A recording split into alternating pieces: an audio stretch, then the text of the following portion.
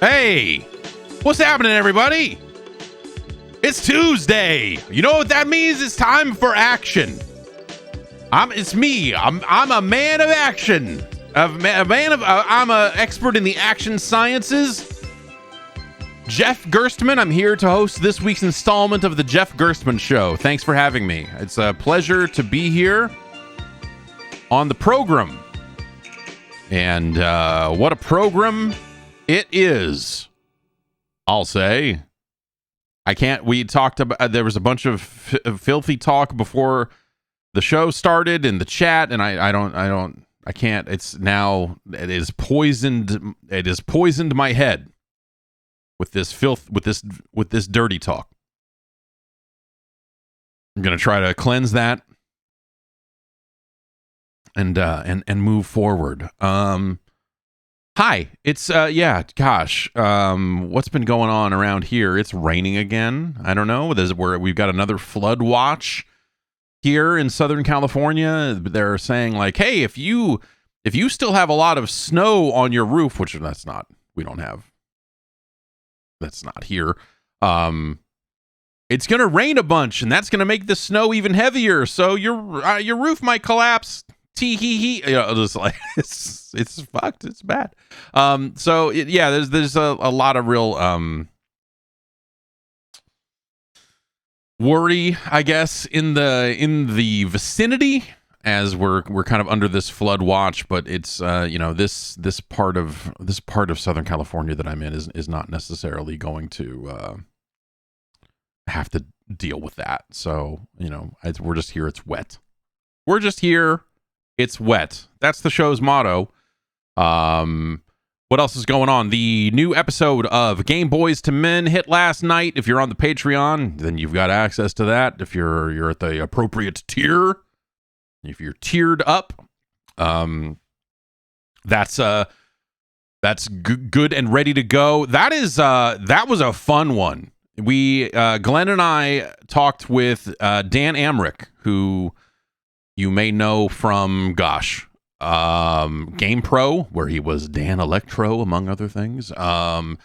You may know him from Country Guitar World, a country music guitar magazine in the 90s.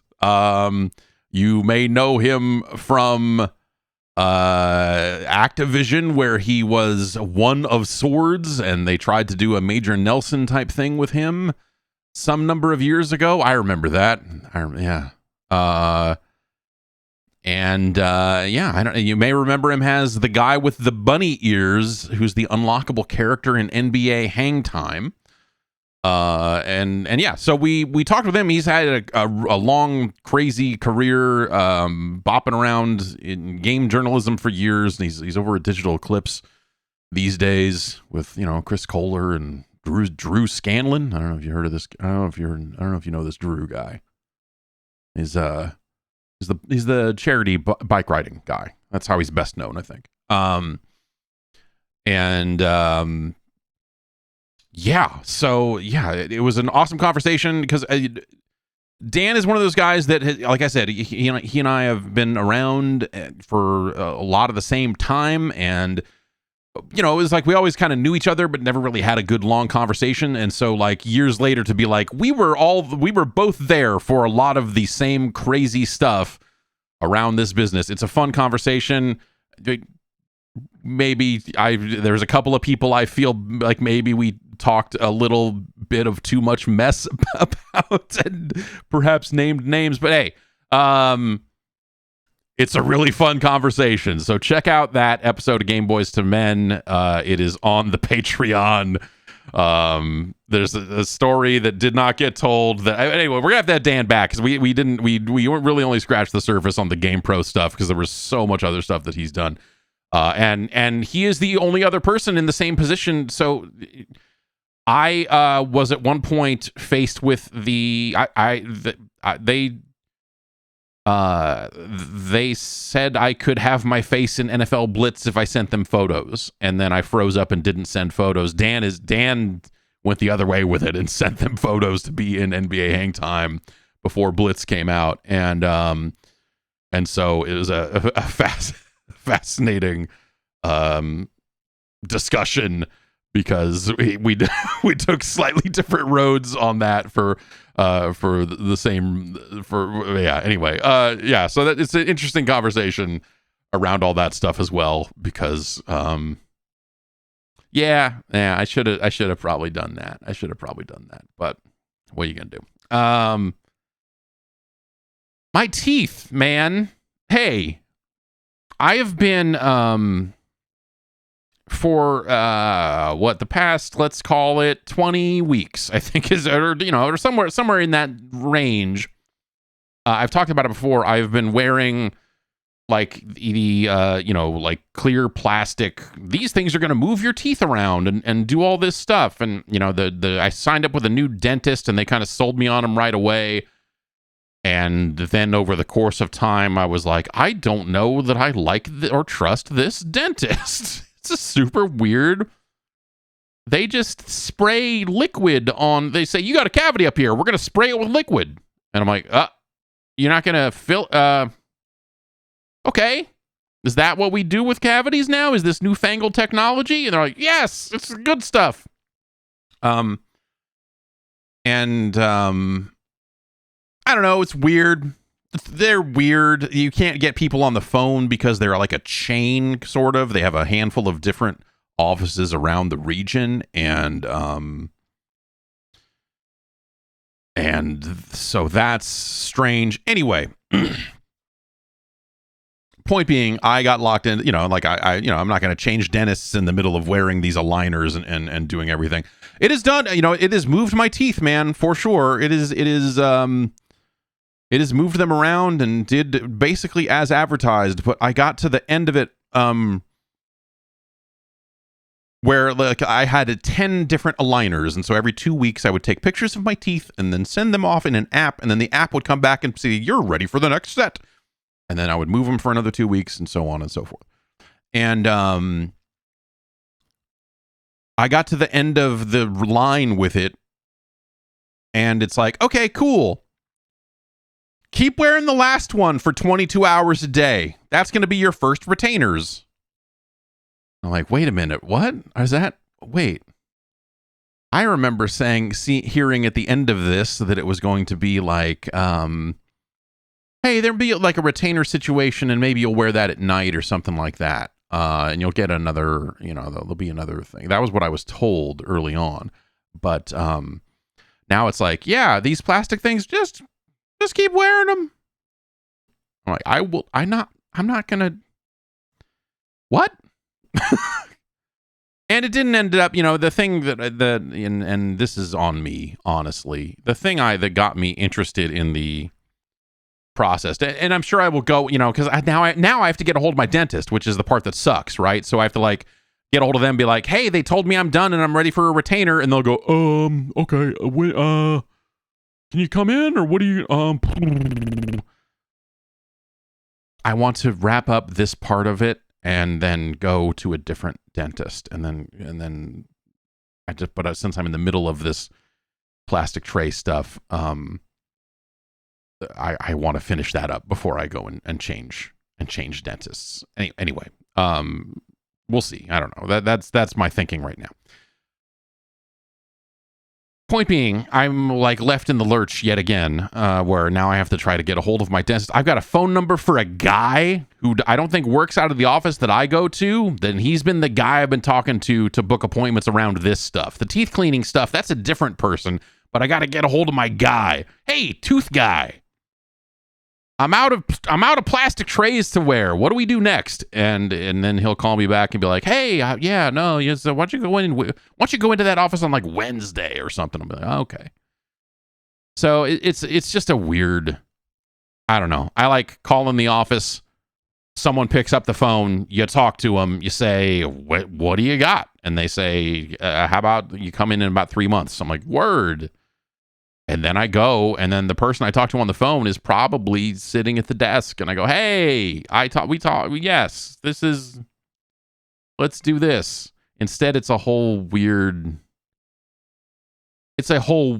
operation. I mean, the first, because of the pandemic and everything, the very first, appointment I had with them was, I went into their office. It was like dead empty. There was like nobody in there. I was like, what the heck is going on? And there was a guy there. Was like, oh, hello, yes, come back for teeth. And then he took all my X-rays, and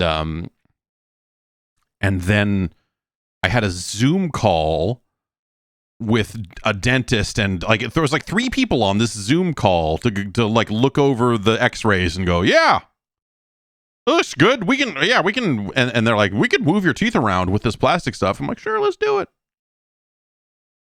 Is it covered by insurance? Not really. Great. Awesome. So, I don't know. Like, I'm happy that my teeth moved, but also, like, in the initial consultation, I was like, is this something that can help with, like, TMJ? And they're like, maybe. And it did not. Or at least it hasn't yet. And,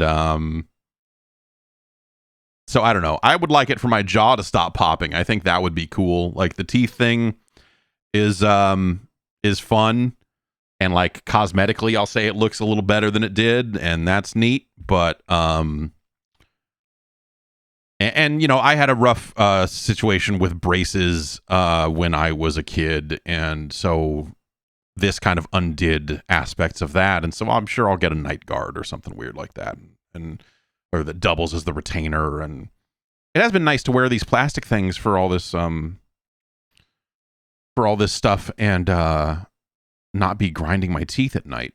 That's been a nice side effect of doing all this stuff. But fuck, man, it's just I don't know. The dumb thing is, like, my teeth are pretty much fine.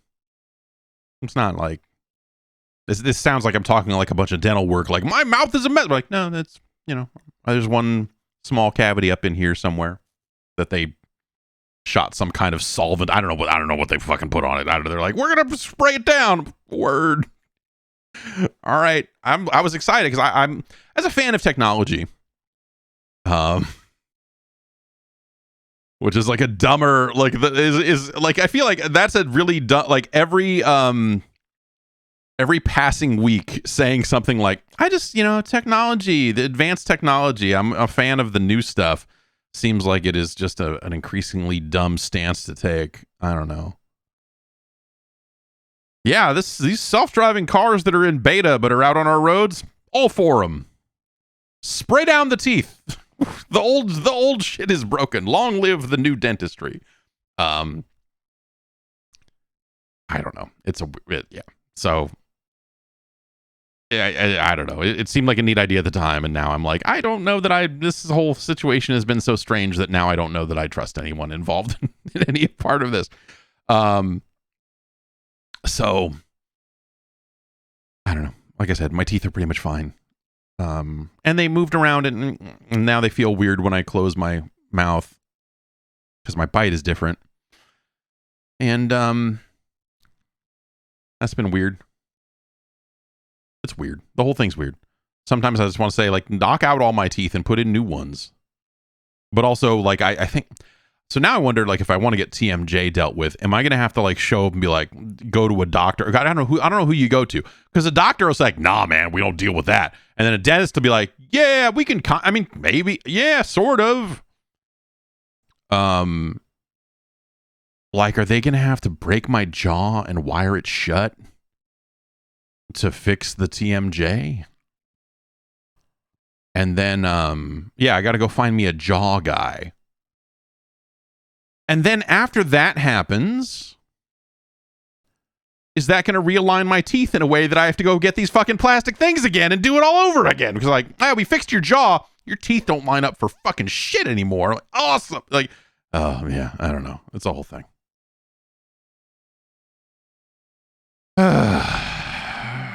Video games, though. Video games are always here for us. Video games take care of us. Video games see us through the good times and the bad. Is that how that works?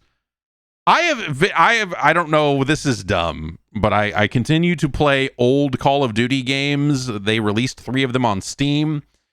Vanguard, Black Ops Cold War, and the first Modern Warfare reboot. And it's been interesting to go back to those years after the fact, now that they're like hey, we've added a zillion maps and there's no more battle pass and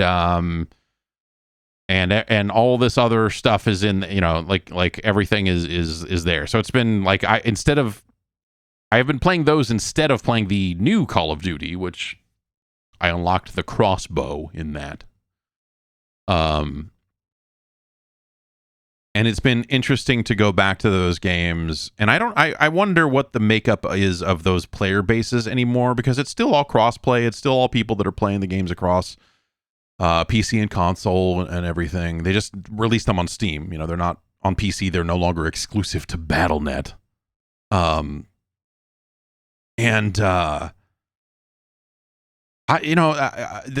are some exceptions, but I feel like I am doing way better. I am killing way more people in those old Call of Duties than I am in the modern one, which makes me think that like anyone who actually cares about those games and is and plays them a lot is going to play the newest one. And so all the good players are there, and the only players on the last 3 from the 3 years before that are the people who didn't care enough to upgrade or whatever it is. And so it's fun for that. But it's I don't know. Those games are kind of those games are kind of bad. It's interesting to go back to them and see some of the unlocks and see what they've done to them, because there's a lot of, like I was talking about it last week a little bit, but like running around as Snoop Dogg with a laser rifle in the World War II game is really dumb, but also endlessly hilarious. And so I can't help but like load it up from here, like from time to time, because they also did a thing in that game that they haven't done in any of the other Call of Duty games. It was like the one neat idea that I remember thinking that game had, and it's the idea of different pacings, which is like basically like it's the same maps with different player counts. And it's like, hey, do you want to play these with so-called blitz pacing, which takes these maps that were built for like 6v6 and goes like, what if they were 10v10? And so it makes every map a total shit show. And I appreciate a high quality shit show. And so Call of Duty Vanguard can be this like endlessly dopey shit show of, and also like that was, I don't know why that game is this way. All of them do it to an extent, but I think this one does it more than the others, where like there are just a lot. I think it's a cosmetic thing that maybe you buy, but it's got such ridiculous dismemberment. And so you're Snoop Dogg and then someone shoots you and then you're just like a bloody set of stumps that you're like, that was at one point Snoop Dogg. And like guys get caught on fire and run around in that game in a way that kind of doesn't happen in some of the other ones. And there's a recording. I think this is Snoop Dogg. This could have been someone else standing in, because there's not a ton of dialogue out of Snoop in the game. That's maybe the dumbest thing about the Snoop Dogg skin, is that you pay $20 for it, and it's not nearly enough Snoop Dogg dialogue. D-O double dialogue. But when he gets set on fire and burns to death, I like to think this is Snoop Dogg, because I like to envision it happening in their VO booth or wherever the VO was recorded. All the other dialogue is very clearly him. I'm not saying that they got a stand-in or anything insane like that. I am merely saying that when Snoop Dogg burns to death and he goes, "Ah!" I like to think that that's Snoop Dogg. That they said, "Scream like you're burning to death, Snoop Dogg." And he went, "I bet." Ah! So I don't know. It's got that going for it. And then I bought the John McClane skin for Black Ops Cold War when that was a thing. And I don't think they sell either of those skins anymore, because I think they're limited time things. So I don't think you can buy the Bruce Willis skin for that game. And that game, like all those games, have some okay maps in it, which is kind of fun to go back to. Because my biggest beef with current Call of Duty is, boy, I wish this had more maps. And going back to some of those maps that are in those last 3 games, you're like, man, I wish they would if they could just lift these, like take 4 maps from the last 3 games each and dump those 12 maps into the new one, oh, that'd be great. I'm sure there's like balancing, like you'd have balancing problems and everything else if you just dropped old maps into the current game. I'm sure there would be some annoying thing there, but it's the sort of thing that makes you almost wish that Call of Duty was a proper live service game, because then they would just keep adding maps and adding maps and adding maps, and you wouldn't have to do this thing of like, oh, this one has shipment too, huh? No, this is your take on shipment. Fun. It's wet on this one. What was the take on last year's one? Oh, it's got a second story? That's a weird one that changes gameplay and is nonsense. I kind of like the way it's total garbage, but it's total garbage. And so, like they leave so much material behind year in, year out is my point. For a game that, like, wouldn't it be great if you could load up current Call of Duty and it was like, hey man, it's got fucking 70 maps in it, and we're going to rotate them in and out on different playlists and do this to try to keep them fresh, but it's not necessarily, but like you can do private match on all these, or if you just go into the team deathmatch hopper, you're going to get one of these, go play on the boat from Black Ops Cold War, who cares? Go run around hey, this one's got 3 versions of Nuketown in it.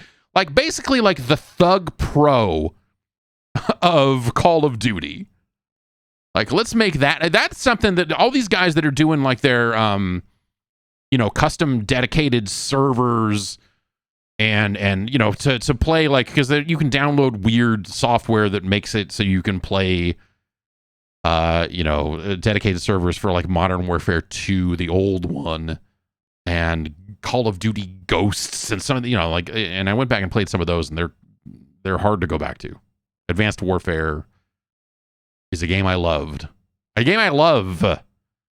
But when you go back to it, those maps are pretty rough. Yeah, and Call of Duty Mobile, yes, the Call of Duty Mobile is kind of that. But it's Call of Duty Mobile, and I feel like maybe they've fixed it, but I tried playing Call of Duty Mobile with a controller, and it wasn't right. Like the running or like the way you would trigger the run or something, just none of it felt like proper Call of Duty. And so that was frustrating. But anyway, it'd be nice if that was the case. If like, hey, we made a game, we imported these maps into the new game. And did we touch up the textures? No. Are you going to notice? Maybe. When we get back to the 2019 Call of Duty, which was not a PlayStation 5 game, like that game looks old. But the last 2 still look relatively modern, I guess I would say. So anyway, that's something, I don't know.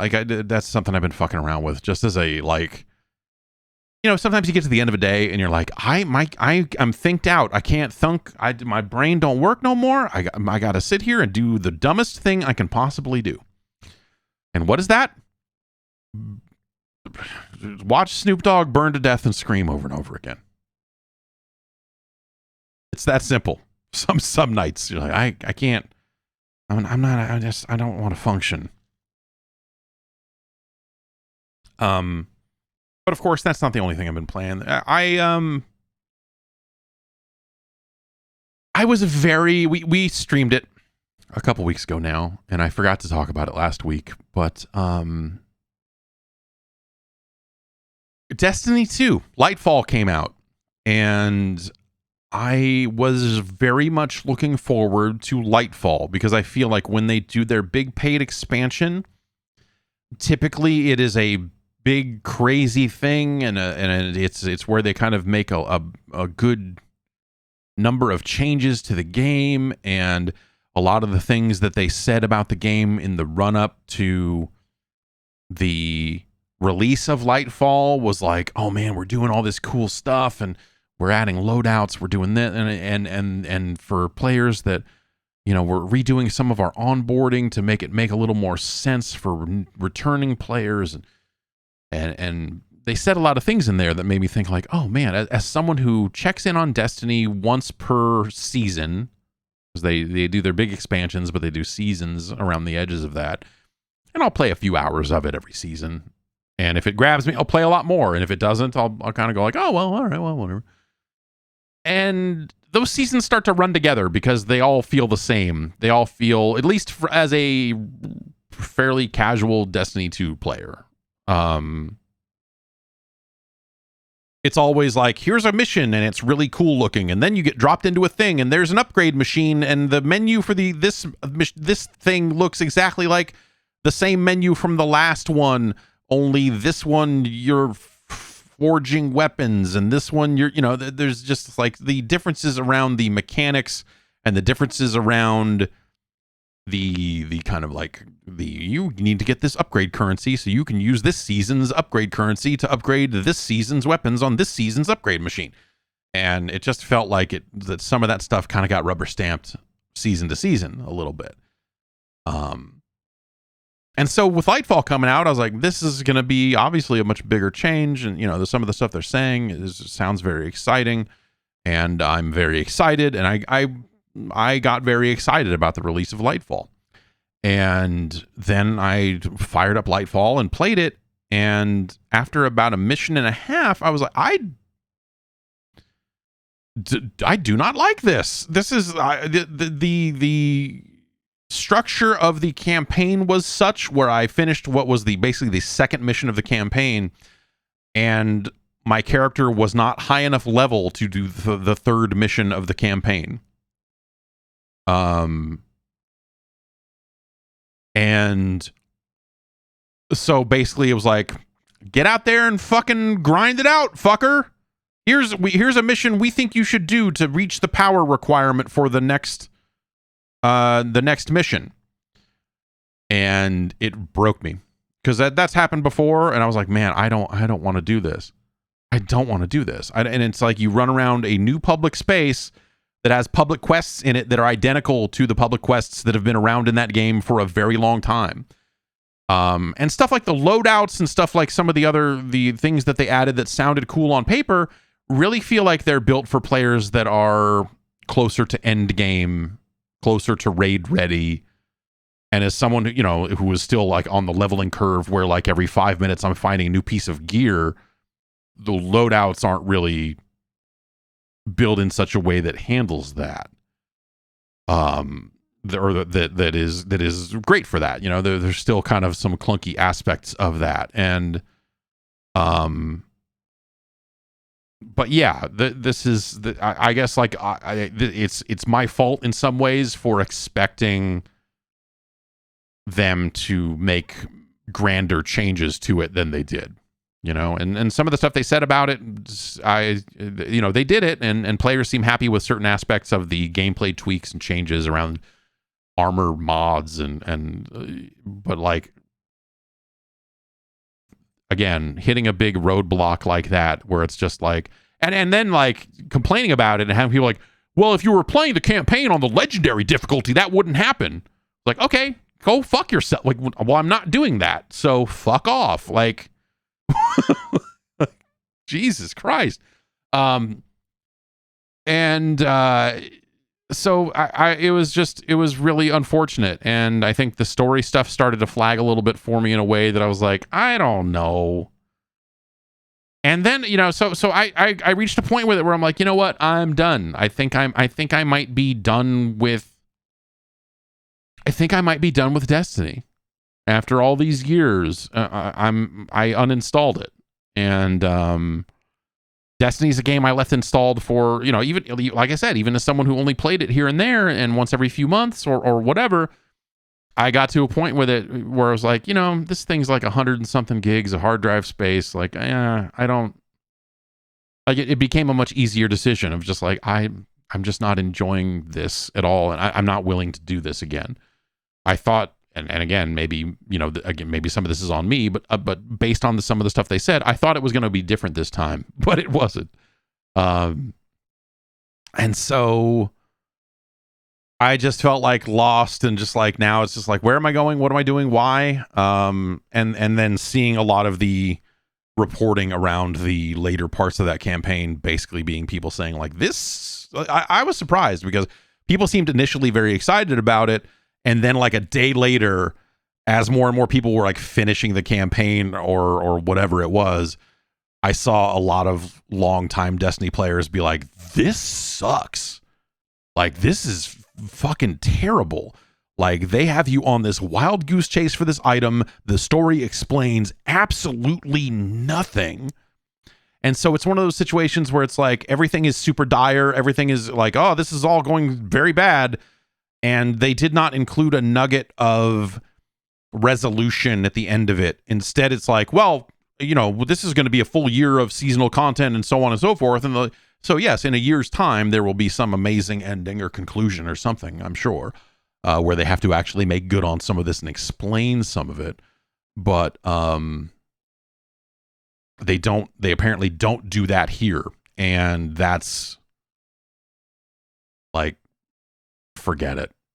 Forget it, man. I hit a wall with all of that, every different facet of the game.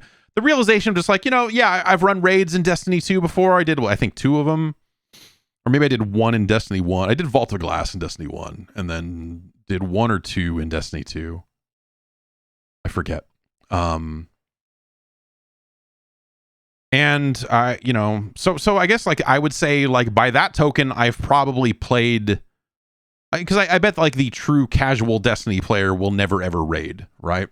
So I've at least done that.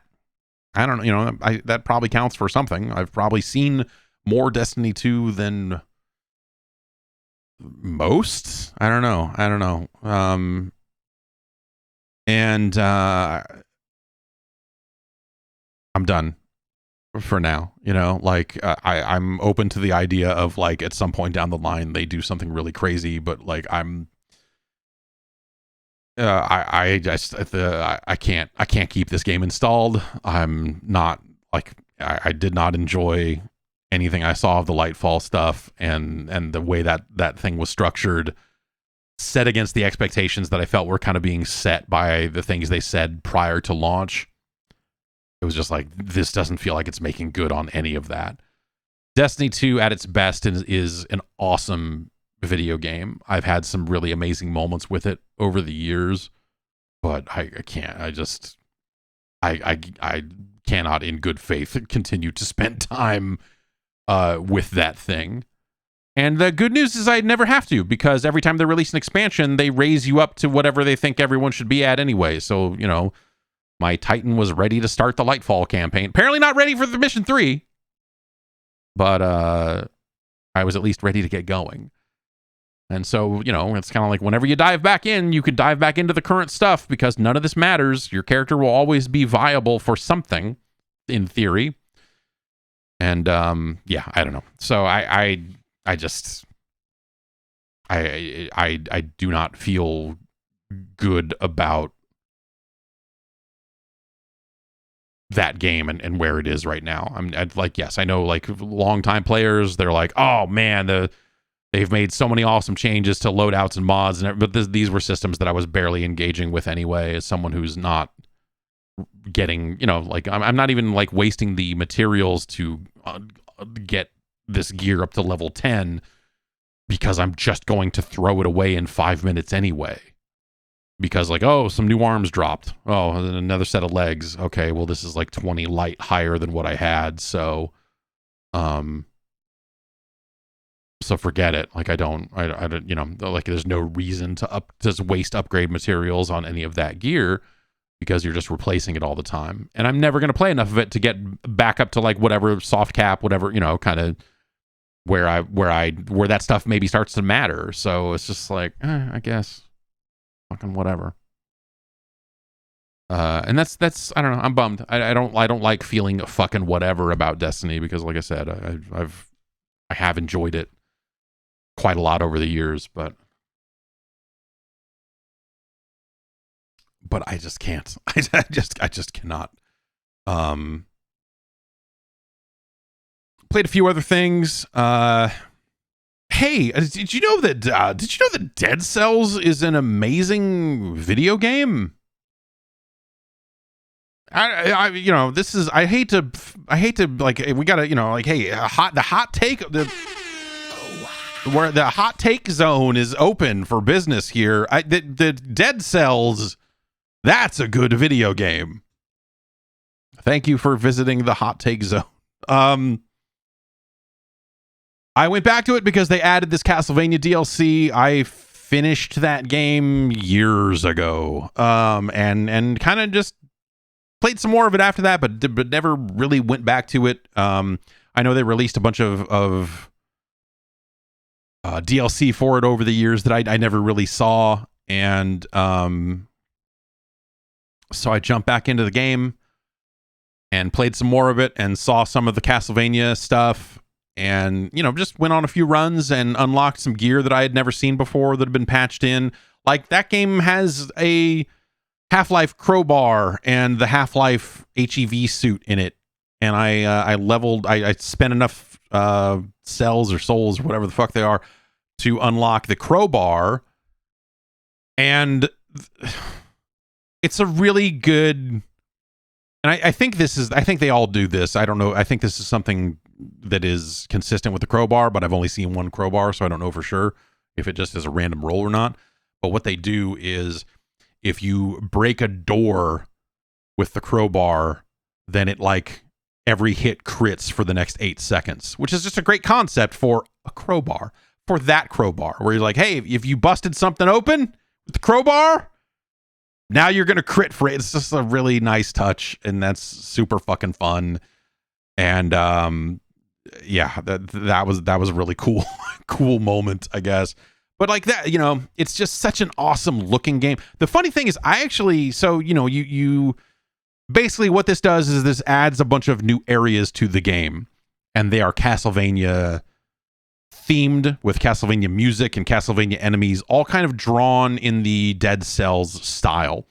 And so you encounter Alucard and Richter, and I guess my issue is, I think Alucard and Richter look terrible in that style. Like, they're a little too tall and their heads look weird. But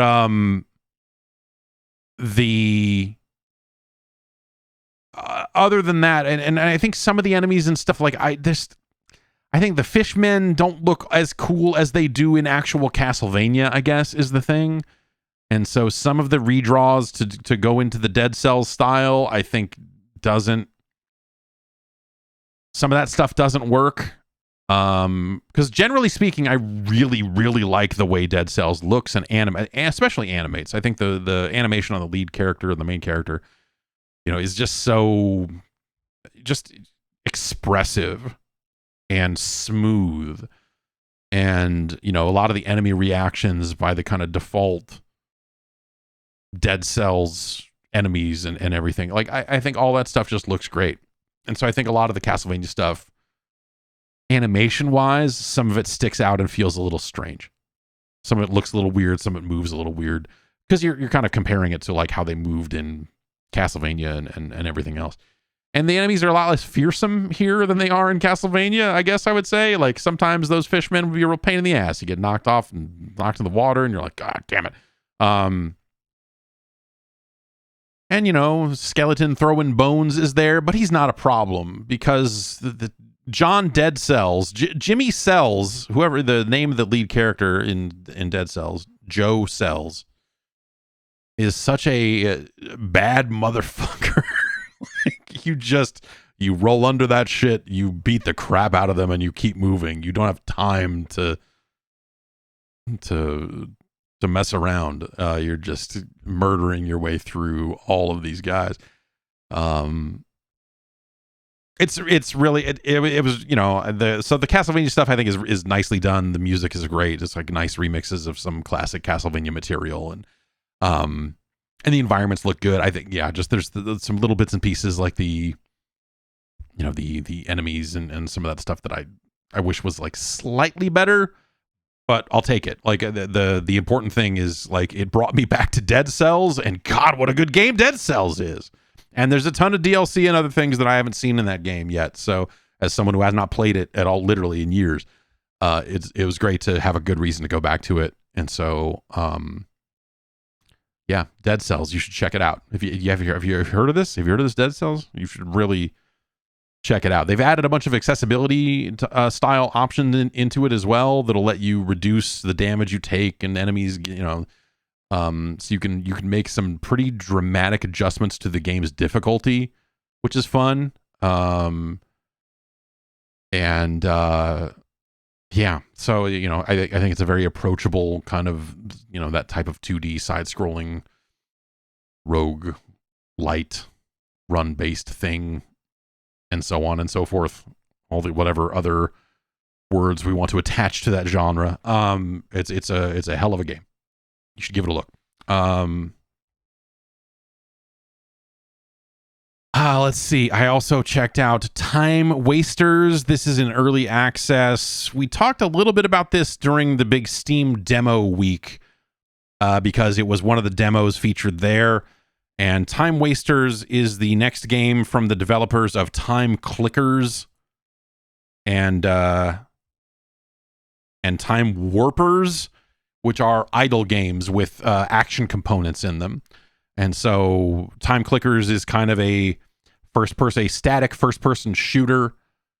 But also, if you stop shooting, it will kind of shoot for you, and so you can kind of play it as an idle game to a certain extent. And I'm sorry, I have to look over the names. Time Warpers is like a third-person, I guess it's a first-person platform shooter. It's an idle game, but also you're represented in a full 3D world, and it's a multiplayer thing where other players on the server are there too, so you can kind of form a convoy of players that truck their way through the levels and beat enemy waves, and as you reset your run over and over again, you're getting more powerful, and the way idle games work. And so you can play it as an idle game by getting on basically a bike that is stuck to a track, and that it'll just continue along the track and you don't have to play at all. Or you can get off and there's some platforming to be done, collecting some items in each area that will help you with bonuses, but also will, you are shooting the enemies directly if you so desire, and leveling up as you go and everything. So it's like you can play it, but you can not play it. And Time Wasters is a dual joystick shooter. It is not really an ass game. It is not really an auto shooting survival game, even though, so if you let off the right stick, the weapons will automatically fire, but it feels so inefficient that you're better off aiming your weapons, right? So like if you let off the right stick, it will sort of shoot, and it will sort of shoot automatically in a Vampire Survivor sort of way, but it's not that. What's the platforming one called? Someone in the chat asks. It's called Time Warpers. It has a little bit of platforming in it, I guess is what I would say, but it is a first-person shooter where eventually you can kind of get on a bike and it will automatically shoot and drive, and it's an interesting idea. But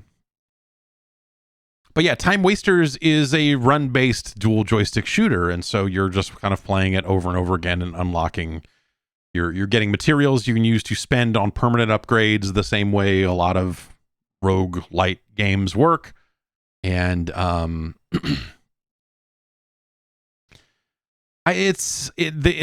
idea it has going for, well, I don't know if going forward is the right word, but the thing it does that I haven't seen in a lot of other games like this is it has this idea of planets, and you can establish a planet. As you get upgrades, you'll be like, you've established a planet based on this upgrade that you got.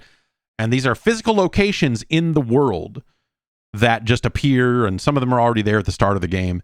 And when you go there, you can collect something or do something, and then that will start a timer until you, so like there's an upgrade currency called time cubes, and you go to the time cube planet, and it will spawn one time cube, and you can collect it, and then it'll start a countdown and be like, hey, in 120 seconds, there'll be another time cube here. But you can't just sit there because there's so many enemies coming in your direction that you're like, okay. So it forces you to kind of like chart out almost this path of like, okay, this timer's expired. I'm going to go over here and get this. And then, oh, I need a hull repair. So we'll go to the hull repair planet and collect one of those. And then if I go over here to the magnet planet, I'll spawn a magnet that'll suck in all the upgrade gold. And and I'll get all that, and then I'll go over here, and so it kind of establishes that like you to get these upgrades, to get this upgrade currency, to get the things you need to become more powerful, the most efficient way is to visit all of your different planets.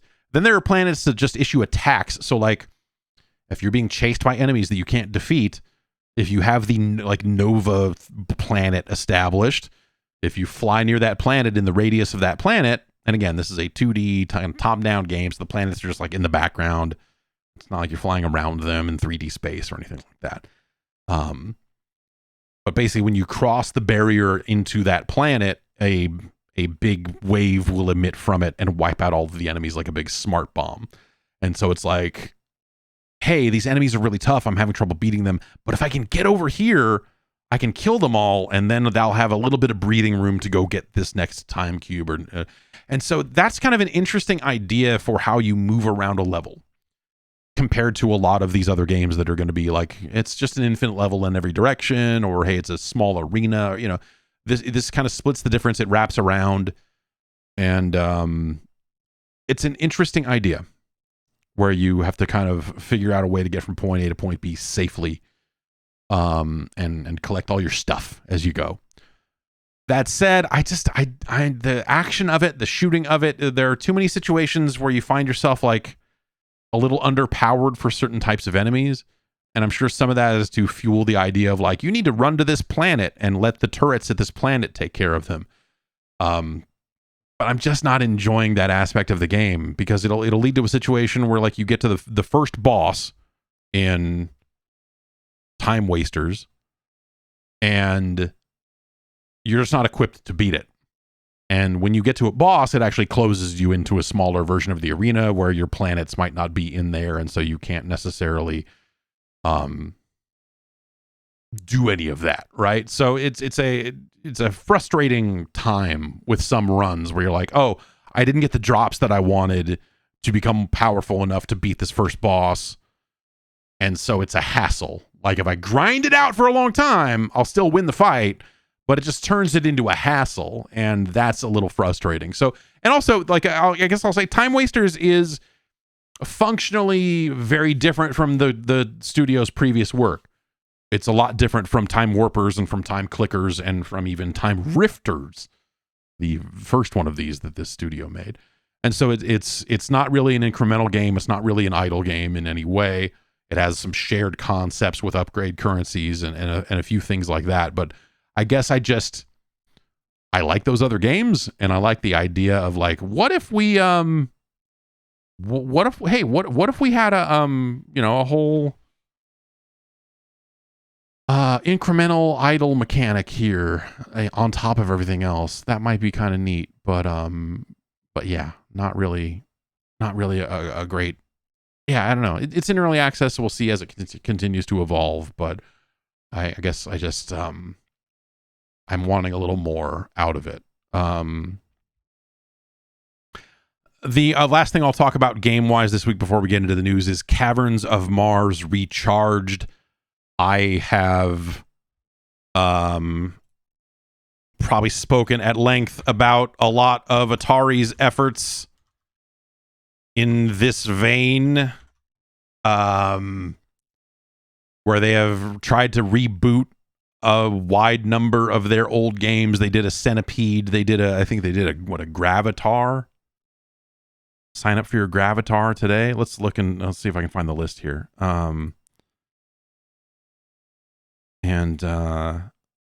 Yeah, there's Gravatar, Breakout, Yar's Revenge, Missile Command, Asteroid, Centipede, Black Widow, and now Caverns of Mars, which if you played Atari 50, Caverns of Mars is part of that collection. And Caverns of Mars is a vertical scrolling take on Scramble, the old arcade game, or Super Cobra if you prefer helicopters to spaceships. I know I do.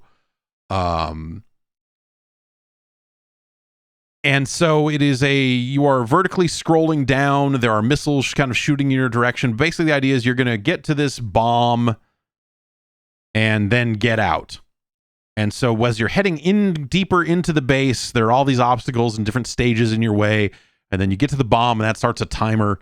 And then you have to navigate your way out.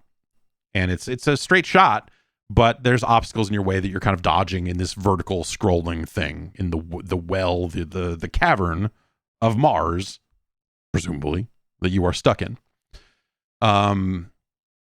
Caverns of Mars Recharged feels so mechanically different that it really, I don't know, I feel like it really loses the spirit of the original, and it's a weird thing to, like, look, I know most people have no fucking idea what Caverns of Mars is, and hopefully, maybe Atari 50 kind of raised its profile a little bit, but it's not a widely played game. I think people who know it.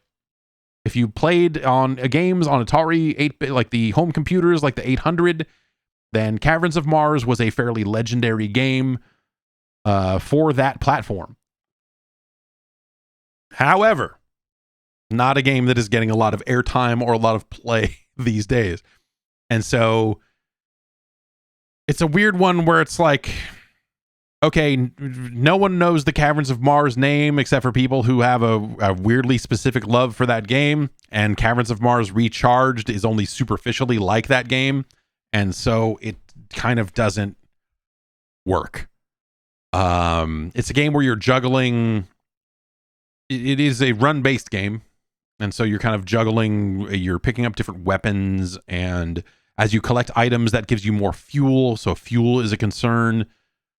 And then you have a set number of hit points, and you're just kind of like falling through this cavern from one level to the next, and doing what you can to stay alive for as long as you can. And it doesn't really feel like that original game. It doesn't really. I really don't like the way it looks. It just looks very, I don't know, cheap is maybe the word. It has this very kind of, I would almost prefer, I know like the kind of modern pixel art style can be very redone or very overdone these days, but I would probably still prefer that to the weirdly smooth thing they went with. I don't know. I'll probably show some of this off at some point because, I'm unhappy. I'm unhappy that it exists, I guess, is a weird thing to say. But like, again, as someone who I really like Caverns of Mars as it's kind of like knockoff Scramble gameplay, and then this thing trying to turn it into more of a rogue light sort of experience, and kind of mangling the look of it, and just really not capturing anything about the feel of that original game. It is as superficial as you can get when it comes to like it being Caverns of Mars, and so I'm unhappy about it. And yeah, maybe I'll try to show some of that a little later this week. Speaking of which, a programming note here. Normally I'm streaming on Wednesdays. I think how it's going to go this week is I'll probably stream on Thursday and Friday. As opposed to Wednesday and Friday. I want to get into this. This is one of these drinks from Finland, right? Is this a Finnish drink? This is a Faxikondi Booster. The light on this, there's too much glare. Denmark. It's a Danish drink. Okay, this is Juicy Agrym. Agrym. I'm not really sure what that means, but we see a like maybe I'm guessing like a lemon lime kind of flavor. Faxekondi.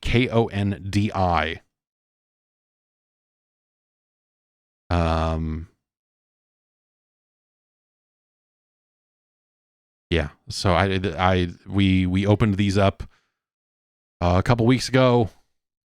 you know, when this stuff got sent over. And so I'm interested in trying one of these. This was the one I pulled out of the box this morning and got relatively cold. So let's figure it out. Oh no, that's oh, it's like if a Sprite went bad, or like it smells like Gatorade, like a bad Gatorade. One time there was a store up the street from the original GameSpot office on Clement Street, and it was like a foreign grocery store, and so they sold Lucozade there, which I guess is like a Gatorade style drink that is from the UK. I don't know the exact origin of it, but one time I got a Lucozade that had a bunch of chunks in it, and it had a picture of wheat on it, and I don't know what the fuck that was. But it was terrible. And yeah, I've had people say before that, like, hey, they don't make Lucozade with chunks in it, so maybe I got a Lucozade that had been sitting in this store for 5 years too long or something like that. It was a bad beverage, and this smell reminds me of that a little bit.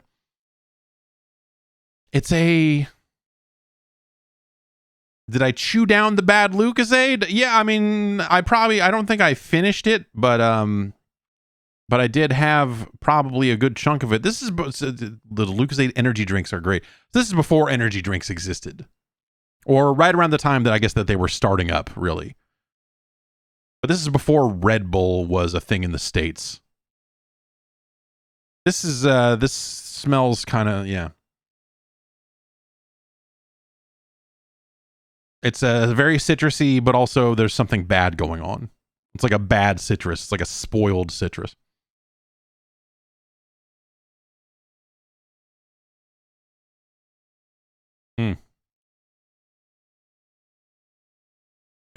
Whoa. Wah! It's yeah, this is I don't like the way this tastes.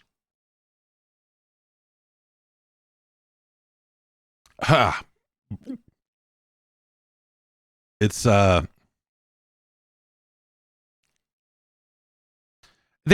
there's kind of there's a Sprite, like a lemon lime-ish sort of thing going on, but also maybe like a heavy grapefruit thing happening here. I'm gonna go into the internet, and I'm gonna type in juicy agrim and see if I can get anything that says what it's supposed to taste like.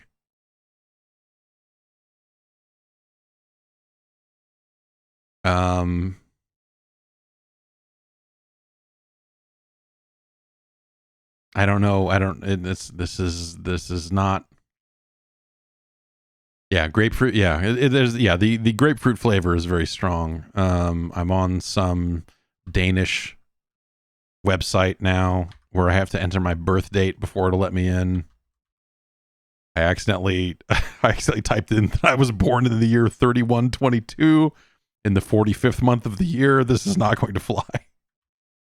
Okay, there we go.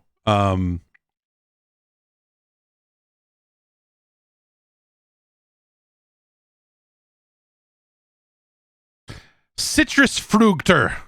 Now we're going to go translate this on the internet.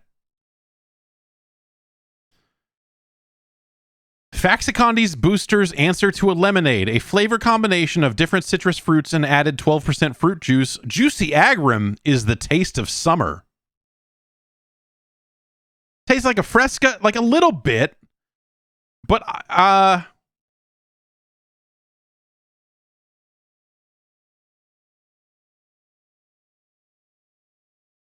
like a bad Fresca, because I like Fresca.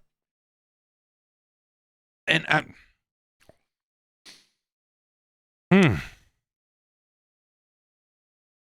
We have Danish people in the chat that are saying they don't know what agrim is. Agrym is. I mean, it says it right on the can. That is what they refer to the flavor as, is juicy agrim. That's what they're calling it on this website that is selling it. I thought maybe it would be like the Danish word for grapefruit or something like that, but I don't know. Yeah. Yes, it's the guy with the scepter. But it's this website selling it says it's their answer to a lemonade, and I don't agree. Juicy agonim. It tastes more like a soda or a lemonade. It's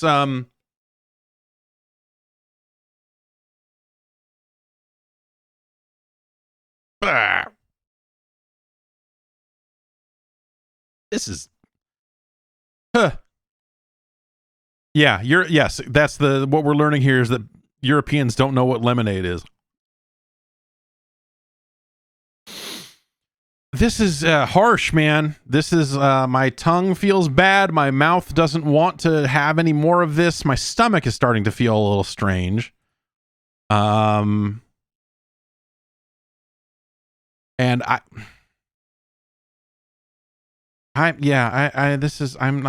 not having a great time with this.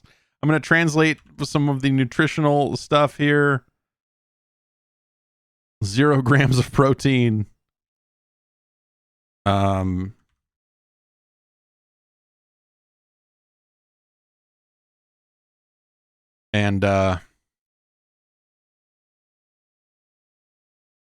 it's 56 calories.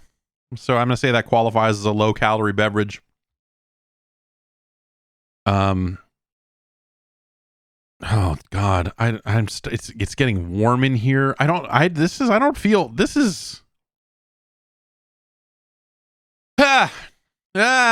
tongue feels bad.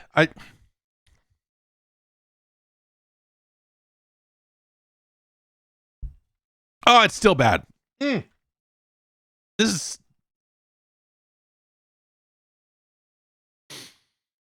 It's a, it's a citrusy fruit and,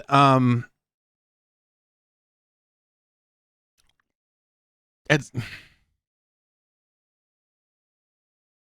leaving, Whew. I'm unhappy about this. Ghostrubin in the chat says apparently agrim is made from citrus peels and grapefruit. Okay. So we're closer to tracking down what the heck agrim is meant to be, because that is kind of what this.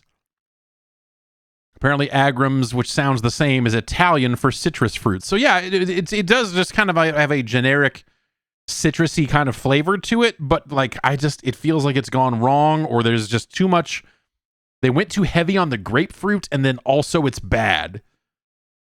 Because I can handle some grapefruit. I can drink some grapefruit flavored drinks, and I'm okay with it. But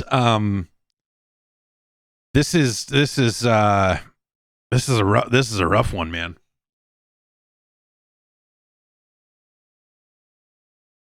Oh, it still tastes bad. Oh, Squirt. Yes, I would drink it. Oh my God. Right now, especially, I would drink a full case of Squirt. I would pour the Squirt all over my face. I love Squirt. I don't know how are people. I'm gonna wash it down. I've got this Diet Dr. Pepper here. Oh yeah. Oh God.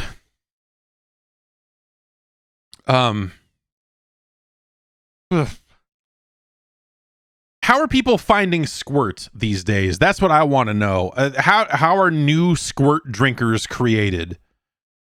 How are people discovering Squirt in this day and age? Because I feel like if my dad didn't drink Squirt, I wouldn't drink Squirt. You know what I mean? My dad didn't always drink Squirt, but he would occasionally drink some Squirt. He'd get a can of squirt and he'd drink a squirt. And then I'd be like, what's up with this squirt you're drinking? And then I would drink some squirt and I'd be like, yeah, squirt. And squirt is not a widely distributed drink these days, I guess I would say. But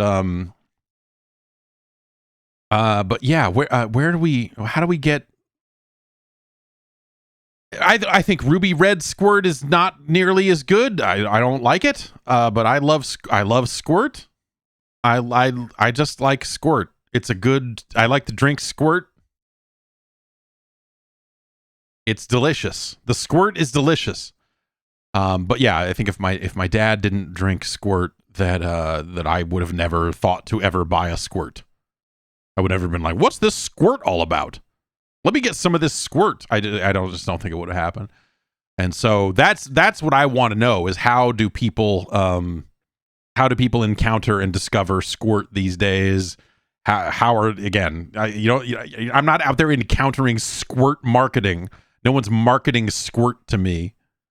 They're marketing Starry, which I haven't had yet, but it's just nothing about that sounds interesting.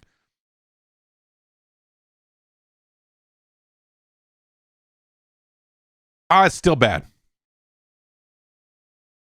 My mom drank Fresca for a while, so I got into Fresca. I think maybe my dad, yeah, maybe they both. I don't know, but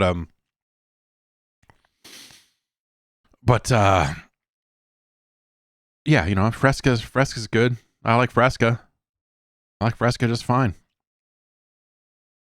Oh, this drink is still bad.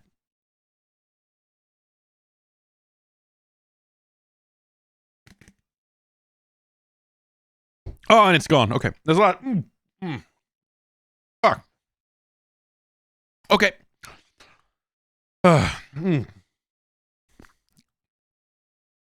My mouth feels bad. I'm really looking forward to seeing what the rest of these Faxi Condi boosters taste like, because we have like 5 or 6 of them with different flavors. Juicy.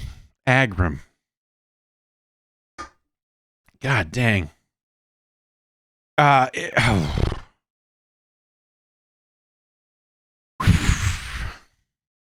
a bad drink. It's gonna score low. It's gonna be low on the list.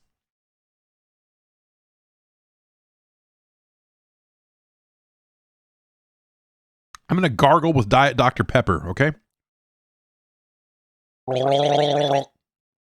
Okay. We're fine.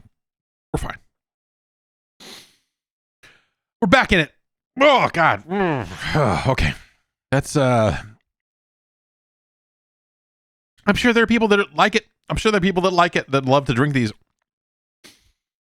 Because there are people over there that eat all their weird salt candy and would I gargle Squirt? Sure. Yeah, give you a mouthful of Squirt, you gargle it a little bit just for fun. Oh God. Okay. Okay.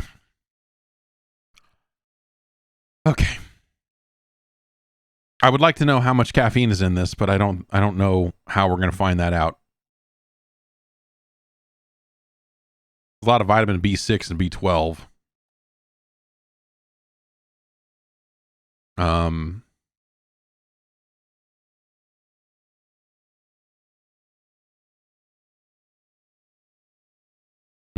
Maybe 100.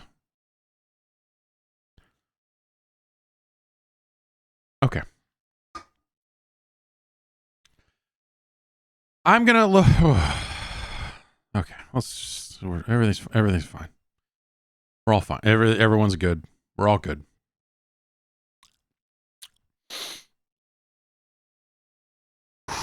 Okay, let's get the energy drink ranking list up on the screen here. For those of you, oops, I have screwed this up. Hang on. We need old notepad for this. There we go.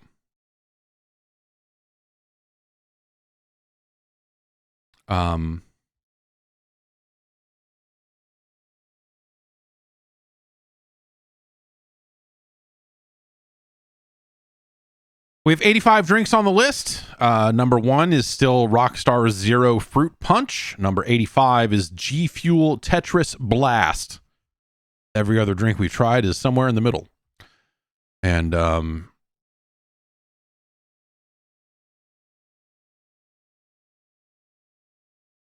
don't know. Yeah, and does this? Yeah, I guess the question is, does this have caffeine in it? Is maybe a meaningful B6, B12. Okay, so if this doesn't have any caffeine in it at all, we're probably going to remove it from the list. But we'll just tentatively add it for now, and if we need to remove it later, then we'll do so.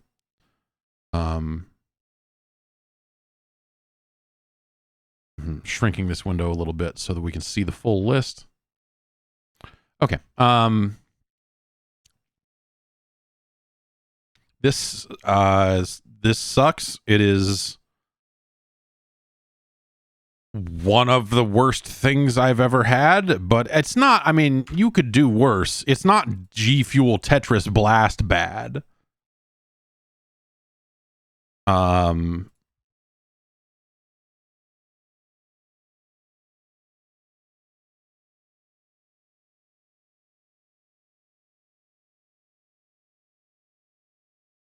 It's pretty bad though.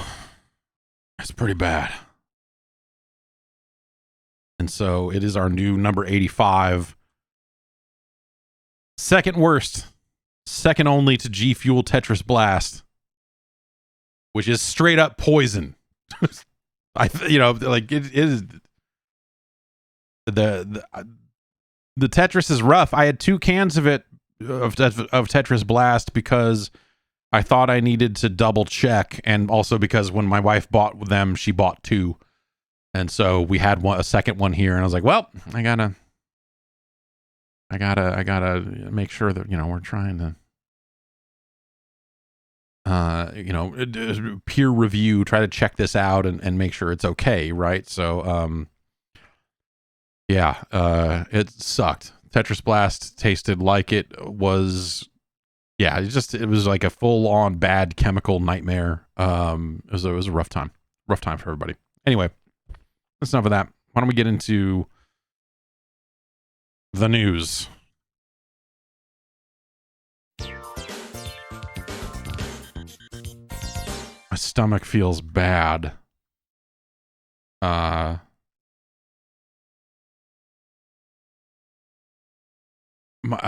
don't feel good. And now people are discovering, as people seem to dig into the Faxi booster Juicy Agrim a little bit, we're discovering that it does not have a significant amount of caffeine in it, and so it is not an energy drink. Man, none of that had to happen.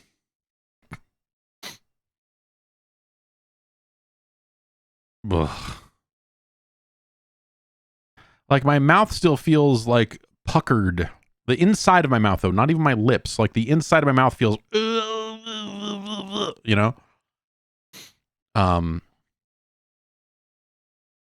In other news, Starfield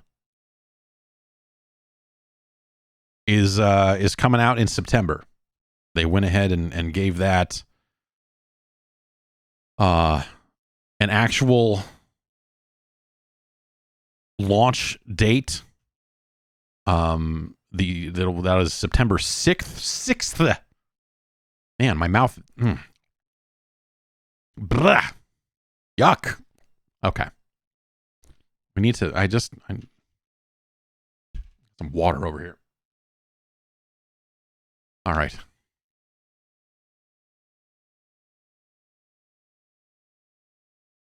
Starfield to be out September 6th.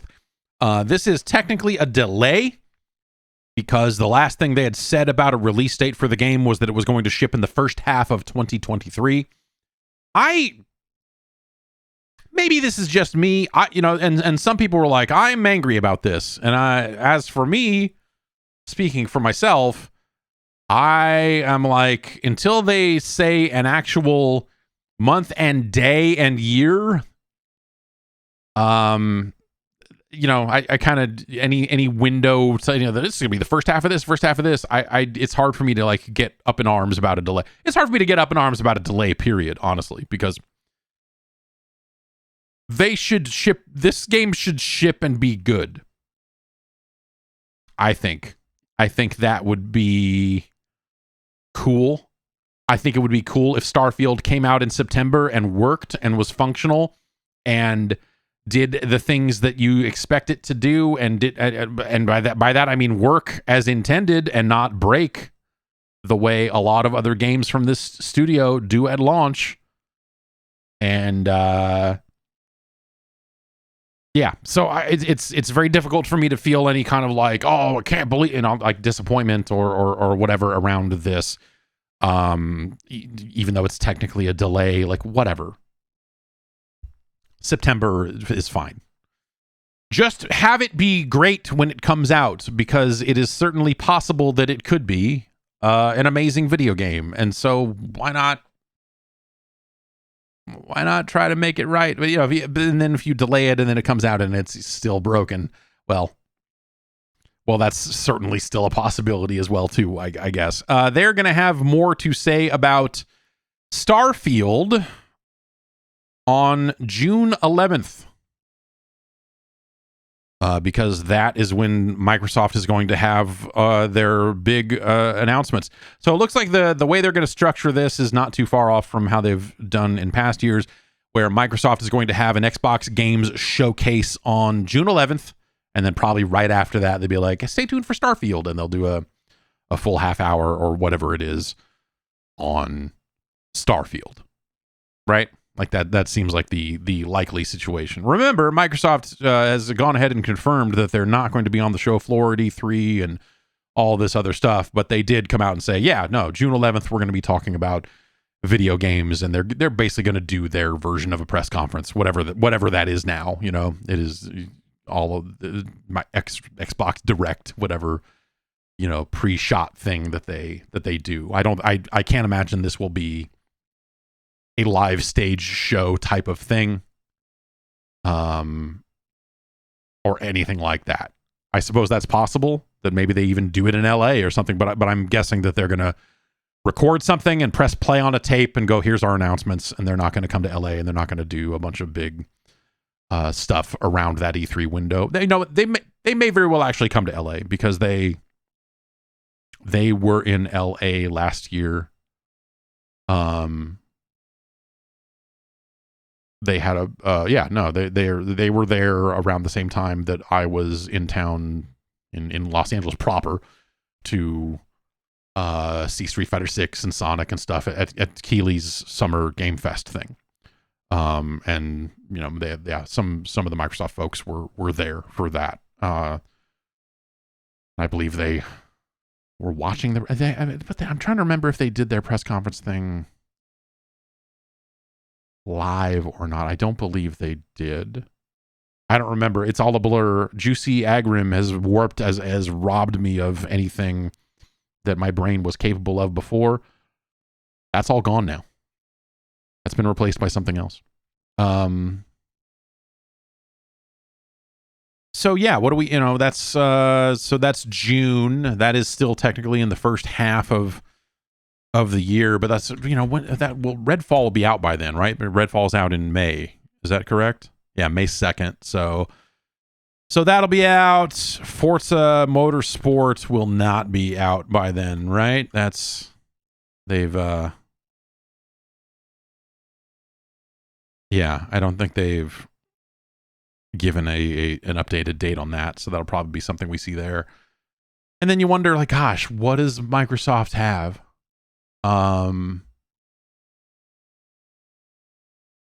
Perfect Dark,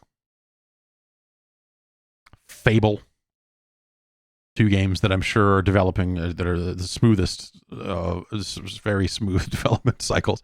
Hellblade 2, Avowed, and then they'll have some third party stuff as well. But I'm specifically trying to think like, hey, what's going on with Microsoft's first-party studios. Maybe you see Outer Worlds 2 there.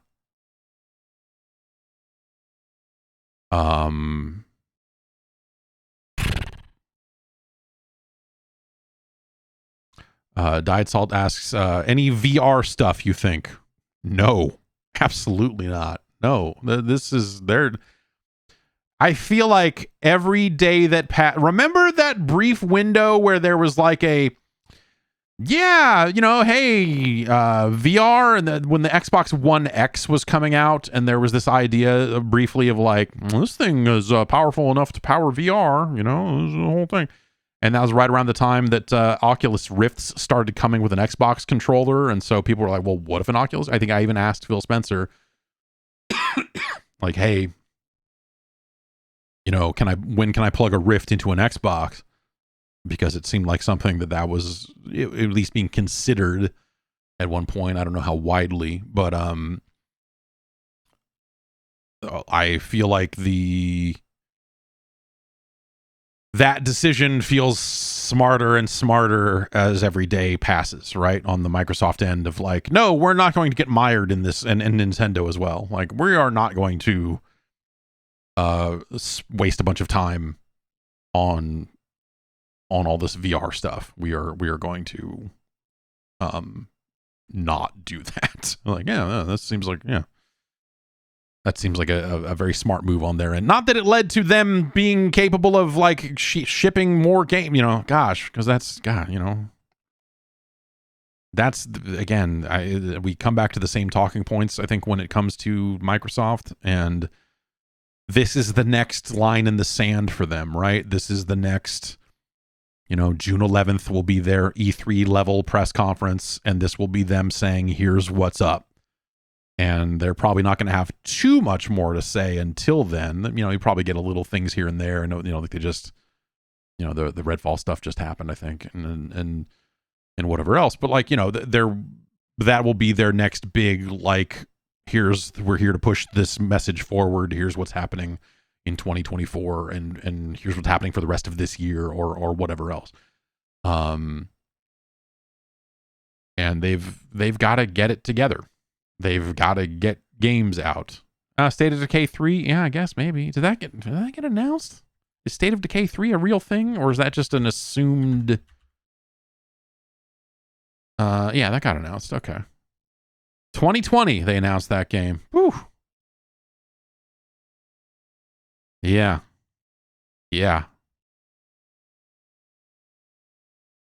It's a rough one. Yeah, do they end up yeah, what's going on with Fable? That's another big one, I guess, is what are they doing with the Fable franchise? What's the current state of that? Will that be in a state where they can have something to show? And will they be showing things in a credible fashion about like, hey, this is right around the corner? Or is it going to be like, hey, we're going to reintroduce the concept of a new Fable game to you, but also this game just entered pre-production, you know, like it just doesn't sound like a lot of those games are all that far along. And I guess if, you know, hey, when this Activision deal closes, you know, maybe there'll be something along. But like, it's a crazy. That's it. They need a big showpiece kind of game to rally around, and I don't know what that is anymore. Right? Like what, you know, because Halo's out. And everyone knows what Halo Infinite is, right? So do they say, hey, we've got the next Gears of War? Like what's the next big, right? Like real big quadruple, you know, whatever dumb thing. Like what's the flag in the planting a flag in the Xbox brand, the biggest thing we've got going? Like Gears, I think could be that game. I don't know if I don't know. I'm not saying they're working on it. I'm not saying it's ready to show, even if they are, but like, you know, the Gears franchise is certainly big enough to warrant that kind of thing. I guess I would just say I don't really think that Forza fits the bill on that, especially as a game that's been known about for a very long time now. As much as driving games can be very cool, driving games don't often get the attention that a big single player adventure story whatever thing tends to receive. So it's just hard to put that into that, and that game should be out. That game is going to be out this year, right? So I don't really know. Is Perfect Dark that game? Because is development on that going well? Probably not.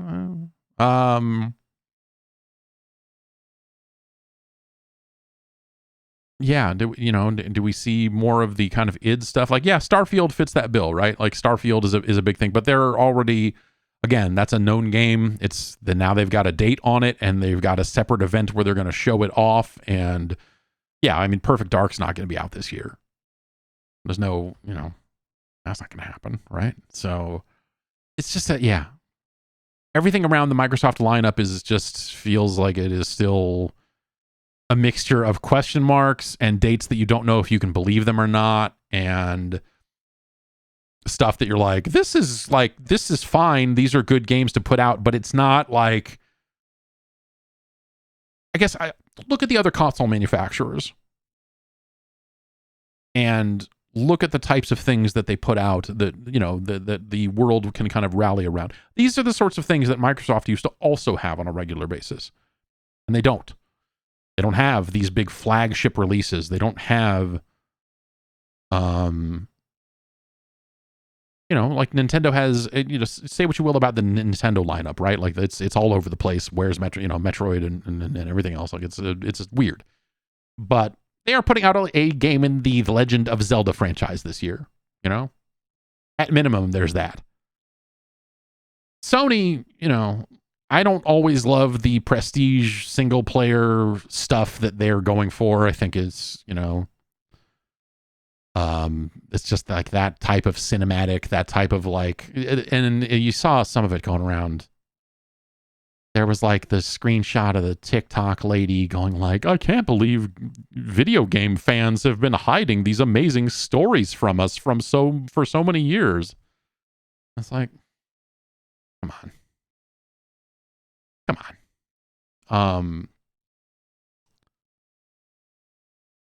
I think Sony is really good at making, and this will work out well for them, I think, over the next handful of years here.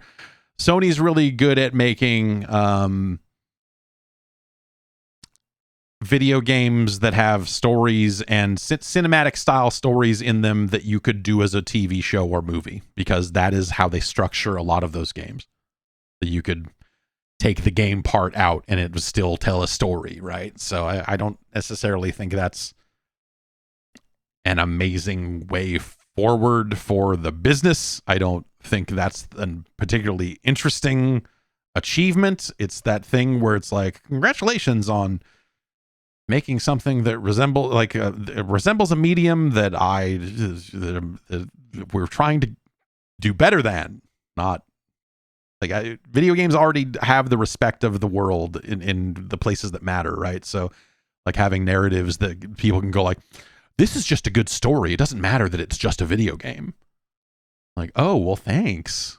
Thank you. Wow. That's exciting that video games finally achieved this, isn't it? It's like the weird pat on the head thing that went along with a lot of the discussion around the Last of Us TV show is like some of the most backhanded shit of just like, this is a really great TV show. You can't believe it's from a video game. Like, go fuck yourself. Like, it's just like these Sonic movies are big. This Mario movie is going to end up being really big. Like, video games are fucking big business. Go fuck yourself. It's just like, give me a break. But Microsoft, back to the point, what do they have that like fits in that camp, right? What do they have that fits in that scope, that grand, like, here's the thing, you put it in the sand and then show people this is what we're doing with fucking video games over here. God damn it. There's nothing. There's nothing that they have that is that big. There's nothing they have that is like you can envision being sold at midnight at 7-Eleven the way Halo 3 was or whatever, right? And Halo could have been that game. It wasn't, for a variety of reasons that almost aren't worth going into. They launched their new season, by the way. I went and played some of it. I had trouble with matchmaking. It's like the kind of endless Halo story of like, yeah, I was trying to play it. It kind of broke. What's there is really good, but it was sort of broken. And that was a little frustrating, but gosh, it sure does look nice. It's just, yeah. So,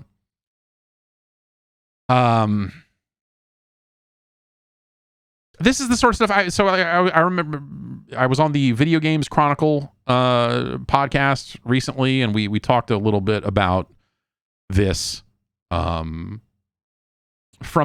slightly different angles, because we're kind of talking about some of the games that they do have coming up, and just the way that Microsoft has kind of you say they fumbled the bag. Like, yeah, I guess, but like they got dealt some shitty hands along the way. I feel like there's a wide variety. There's a lot of blame to go around on that one, right? But the some of this was kind of filtered through the idea of Phil Spencer was asked in an interview around some of the Activision acquisition stuff. Basically like, well, what happens to Microsoft if this deal gets blocked and doesn't go through? Do you think that Microsoft would sell the Xbox brand off? And that the idea that like mainstream media was back to asking that question was interesting, right? Because it's not the first time that the concept of what if Microsoft sold Xbox came up. And that was where the quote. The quote was just like, "If this deal doesn't happen, Xbox will continue to exist." I think was what he said, and also the deal will. I think it will go through. We'll get into some more stories around the different types of things that Microsoft is doing to kind of make this deal happen. And I think they'll be successful on that front. But it was still this idea of like, yeah, they kind of don't. I mean, yeah, if they don't buy Call of Duty. What do they got, man?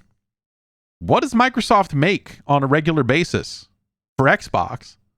They make Game Pass deals, and that's cool. But like, hey, at some point, the things that and again, some of these other deals we're talking about, well, they're signing new deals to distribute their games on alternate cloud services and making moves, I guess I would say, on that front that get them closer to some of the deals that they're trying, or some of the things they're trying to do in terms of like when they started rolling out xCloud and they started talking about like, hey, this battle isn't for how many Xboxes we can sell, because we want 150 billion, or like whatever insane number they were throwing around. Like, we want millions of players, regardless of device, to be able to interact with these games, and that's how we get to the next big mainstream kind of audience, is by stopping, by no longer thinking about this as simply just like you got to buy a console to play these games, and like, hey, we've got to have these cloud services that let people play these games in a variety of ways, and then we got to put it on PC, we got to do all this other different stuff. But like, they're not cheap. The Game Pass subscription numbers have not like spiked in amazing ways. If they get Call of Duty, like that'll move the needle in a pretty big way, I would think. But like, they can't just go out and purchase content for it forever. That's not I don't think that's a way that they can run that business forever. So it's just anyway. Whatever. The short version of it is, it's fascinating that we're back at a point where someone thought to ask, would Microsoft sell Xbox? And I don't think that that's a real thing. I don't know who would buy it and all of that. So just like, Microsoft without a gaming division, without a full gaming division, if they sold half of it off or sold 80% of it off or something, is notably less relevant in the living room, which was probably still something that Microsoft would care about. But, Microsoft doesn't really have a lot of other hardware that matters So that's sort of a weird one. Yeah, I don't know. I don't see it happening, but they're just in such a strange spot. And they have been for a long time. And I don't know how they get out of it. Other than shipping games. A lot of them. Of increasing size and stature, right? Of just like getting big games out the door. And it's still very weird. I've been kind of dodging some of the Microsoft and Activision stuff lately because it's just like, I think everyone is just fucking sick of hearing about it. But I did find this interesting. This is a tweet from Lulu Cheng Masurve, who is the Executive Vice President of Corporate Affairs and the Chief Compliance Officer at Activision Blizzard. And she's been kind of talking on Twitter about, hey, we are getting fucked by the, like the stuff that's happening with Sony trying to block this deal is uncool and not true, and basically kind of striking out just a little bit about this, which was fascinating. So she's got a tweet from March 8th, responding to Tom Warren, and basically saying Microsoft offered Sony a 10-year agreement on far better terms than Sony would ever get from us meaning Activision. So Microsoft is going and saying, hey, when we control Call of Duty, we'll do a deal with you on these terms, which are better than the terms you're getting from Activision right now. We've also offered Sony guaranteed long-term access to Call of Duty, but they keep refusing. Why? And then she responds, the CEO of Sony, that would be Jim Ryan, not named in the tweet, but that's who we're talking about here. The CEO answered that question in Brussels in his words. This is a quote. She is quoting him here. I don't want a new Call of Duty deal. I just want to block your merger.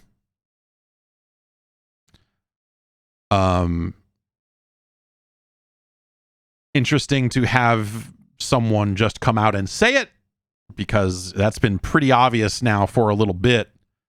This doesn't seem like the sort of thing that you say out loud. This seems like over the years, Jim Ryan, I feel like, has had a few moments where there's things coming out of his mouth that you're like, what is that guy doing? And so, again, we have to consider the source here, that this is someone at Activision on their personal Twitter account saying this, and that's a little weird. And so, but I guess she is saying that this is something he said on February 21st in a, hang on, let me pull this back up. In a closed session.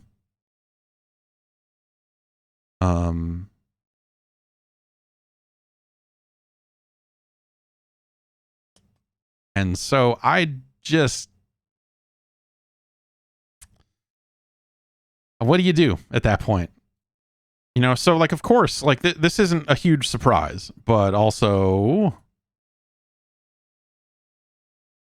okay, how do you then, if he's just sitting there trying to block this deal, which, there's probably business reasons why they would want to do that. I guess you have to wonder, like, okay, do you, if you're a person who only plays Call of Duty and you hear the news that Call of Duty only or Call of Duty originates from the Xbox platform, are you going to buy the next PlayStation, or are you going to switch to Xbox? Are you going to, and some of this is like they want to include Call of Duty on PlayStation Plus to achieve parity there, because it also will be day one on Game Pass. And so they're like, okay, well, but that's a situation where Sony, I think a few people have pointed this out, that like, if people got Call of Duty for free on PlayStation Plus, Sony still has to pay Microsoft, in this case, a per unit fee for each one of those that gets activated, and that might be more money than they want to spend. And so they actually don't want Call of Duty on PlayStation Plus, which is pretty fucking crazy. And so the worry there is like, okay, you can't do it on PlayStation Plus because you have to pay too many fees. So you might have to raise the price of your subscription service. So, okay, then you're not going to have parity with Microsoft. And so that means then if people discovered they could get access to the current Call of Duty on a subscription basis without having to pay $70 for it, does that make them cancel PlayStation Plus and then make them move over to another platform? Maybe. And so those I think are situations where Sony is probably like, okay, this actually here are the ways that this actually does materially impact our business. And so those are maybe the only ways I could see them having like a legitimate concern. But even then, I don't think that those legitimate concerns are enough to make this a deal not happen. When Sony controls so much more market share worldwide than Microsoft does, and Microsoft can't even fucking get games out the door, and Sony has certainly done a lot of exclusive deals on its own and some acquisitions of its own. I would presume that Destiny will continue to be on the Xbox and PC, even though they own Bungie now, right? So I guess that's my way of saying, like, I don't think that I think that this acquisition would help inspire more interesting competition. Like Sony would probably want to, even if they are getting Call of Duty on, day and date and all this other stuff, they'd probably still go, oh, well, now it's in our best interest to dethrone Call of Duty and try to come up with something even better. And, and EA would probably be in a similar boat of like, oh, well, now Call of Duty is in this weird lane where it's owned by a console manufacturer. We could go out and do a sweetheart deal with Sony to get Battlefield, or, we'll bring back Medal of Honor, Warfighter, or something.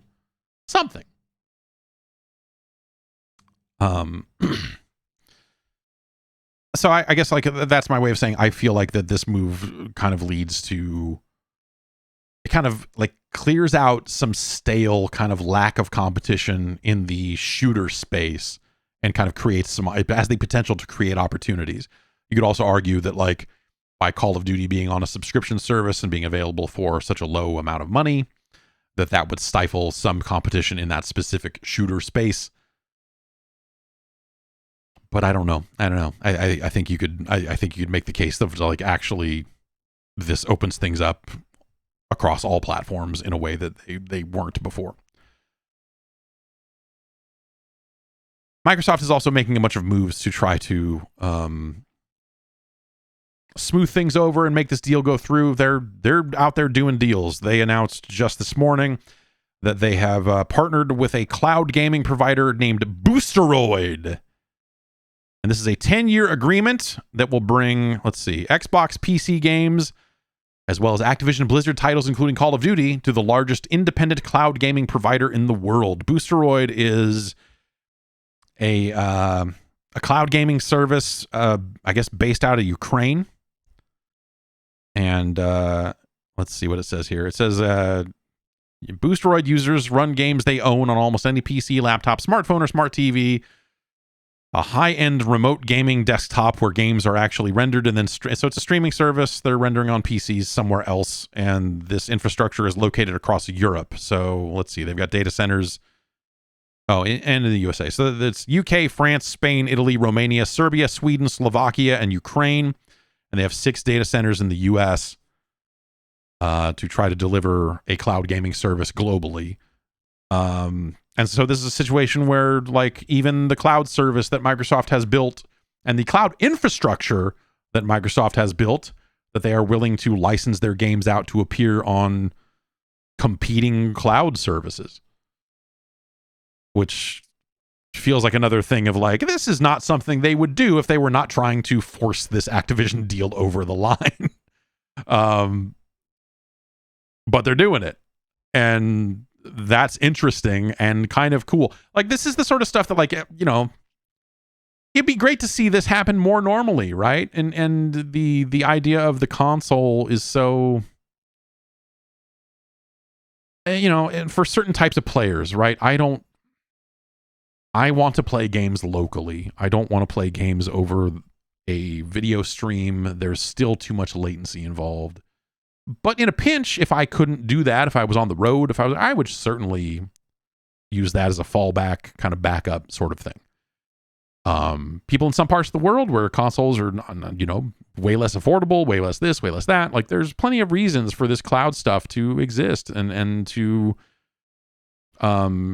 be offered as an option to players that need it. And so I don't have any problem with these services existing and growing and everything else. Again, as long as there's still a local variant of these games to be played, whether that's on the PC or on a console or something like that. I think that's, and I don't foresee that going away, because I think you're still going to have players who are enthusiasts when it comes to games, and those sorts of people want the best experience they can get.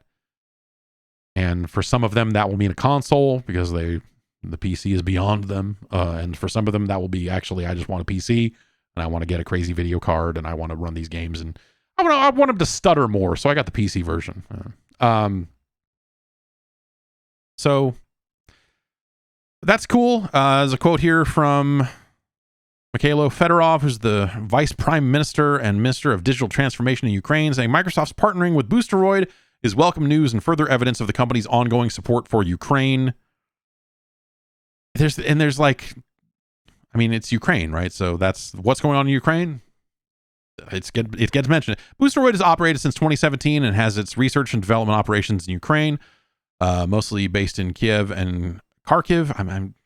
I've read those names a lot of times over the last year or so, but I feel like hopefully those are pronounced right.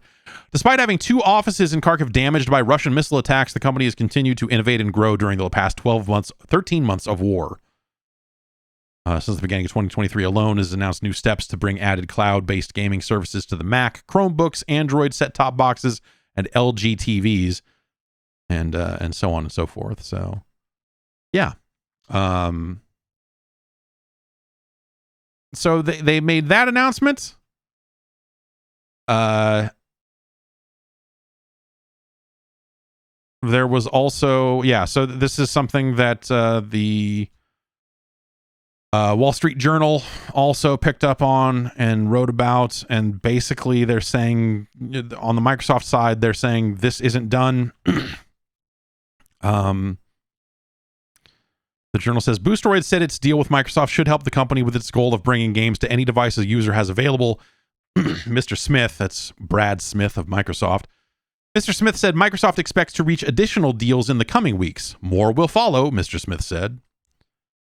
Microsoft earlier made a similar offer to Sony, the most prominent critic of the planned Activision deal. Mr. Smith said the companies haven't reached a formal agreement and aren't currently in discussions. So, yeah. Some other quotes in here from Brad Smith, who is the president of Microsoft, by the way. The reason we want to buy Activision Blizzard is to round out our titles, to have a fuller library, especially to have more mobile titles where we don't have a strong presence, and build a stronger gaming business. Mr. Smith said behavioral commitments in the video gaming industry would be similar to those Microsoft agreed to with the European Commission in 2009, when the company settled an antitrust investigation after making commitments regarding its Internet Explorer browser and its Office software suite and server. Regulators have in fact dealt with these issues for a long time, so have we, and they have proven to be eminently manageable, Mr. Smith said. So yeah, I don't know if you remember that whole thing where there was a lot of, it was around Internet Explorer being packaged in with Windows and how that was anti-competitive to other browsers.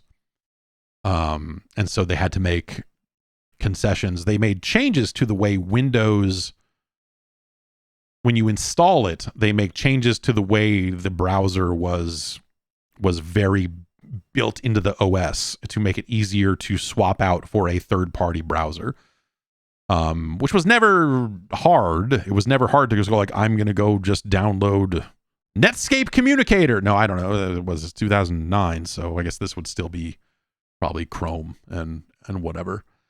Edge is really good at downloading Firefox. Edge is amazing at downloading Firefox. It's my number one use for Microsoft Edge is downloading Firefox. And Edge is not a terrible. I mean, I'm kidding. I have used Edge here and there, but Edge is not a terrible browser. It is Chromium based, and it's fairly standard. I don't know that I agree. Whenever you go try to download other browsers with Microsoft Edge, it's like Edge is the only browser that's optimized for Windows. It's optimized to run fast. It runs good here. It's great. And it's fine, but Firefox, you should check it out. Or Edge. Honestly, if you're running Chrome, have you thought about another browser lately?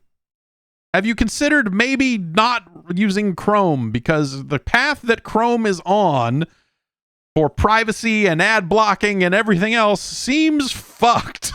So, maybe check out something else in that vein. I have completely switched to Firefox. I do have Chrome installed because sometimes, what was it? There was something I was using just recently. I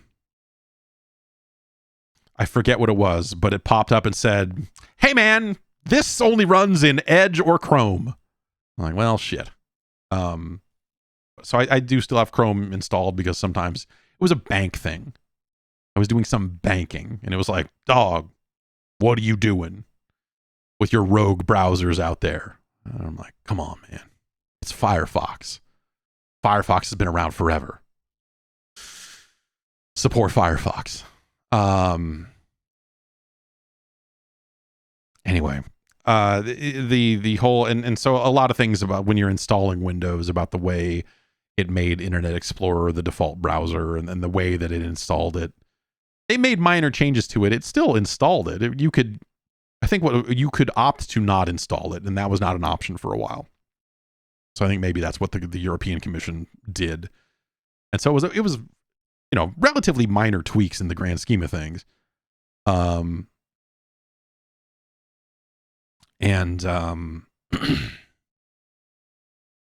Yeah, we'll see. I mean, yeah, they're going to make some more deals. They signed that deal with Nvidia recently, and so Nvidia had been critical of the deal, and so Microsoft came in and said, "What if we put our games on GeForce Now?" And they're like, "Dope, yeah, cool. We'd love, yeah, you guys should totally fucking buy those guys. That's sick."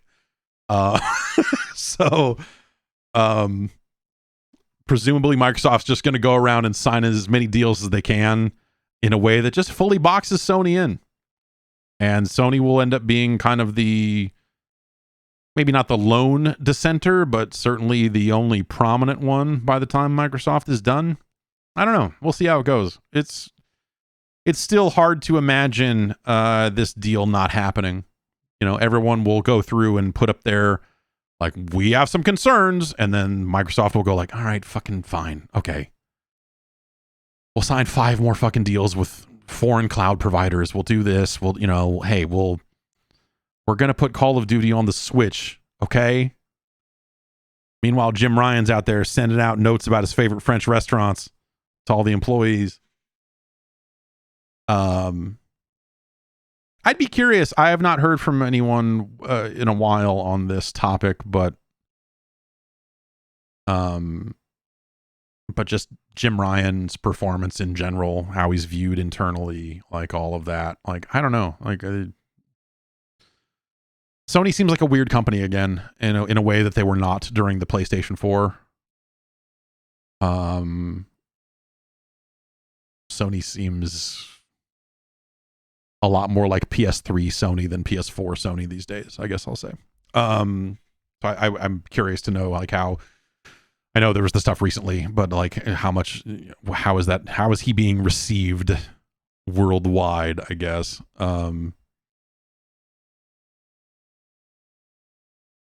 But yeah.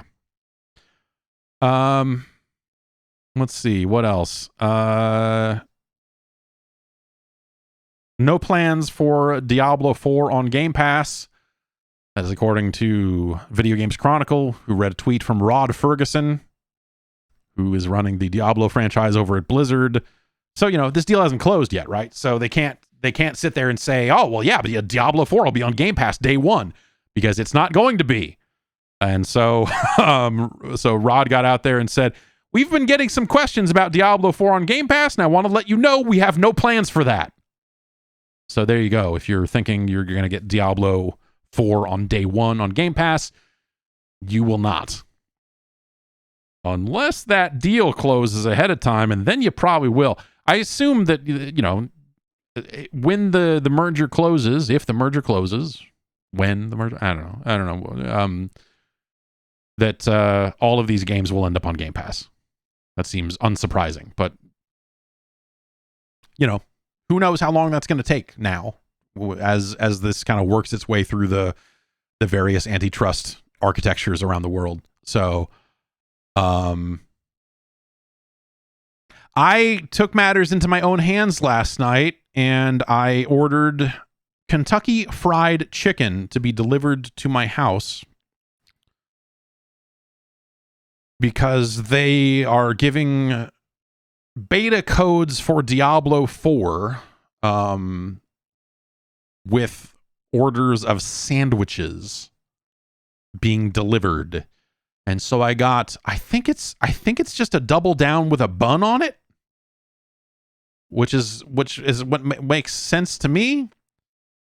Like, that should be an option when you buy the double down. If you're not familiar with it, it is 2 pieces of chicken, and then between the 2 pieces of chicken is bacon and cheese and mayonnaise. And I think there might be a pickle in there. I don't know.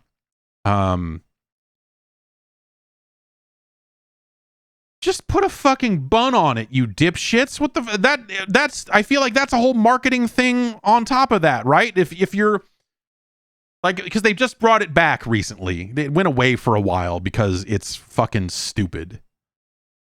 And I think they brought it back, and it's just like, hey, how they should market it is like, the double down is back, and now you can get it with a bun, and just sell double down plus bun, like have that be the funny twist on it, as like you can add a bun. Because those things, I had one years ago when they first came out. I was like, this is trash. This is fucking garbage. Who the fuck? What asshole? Give me a fucking fork and a knife, you idiots. What the fuck? I'm like holding this greasy slob ass fucking garbage fucking. It's not a sandwich. It's the inside of a sandwich that they're handing you on. Here, fuck face. Stuff it in your face, asshole. And you're like, okay. Blah. The double down was fucking terrible. Just fucking terrible.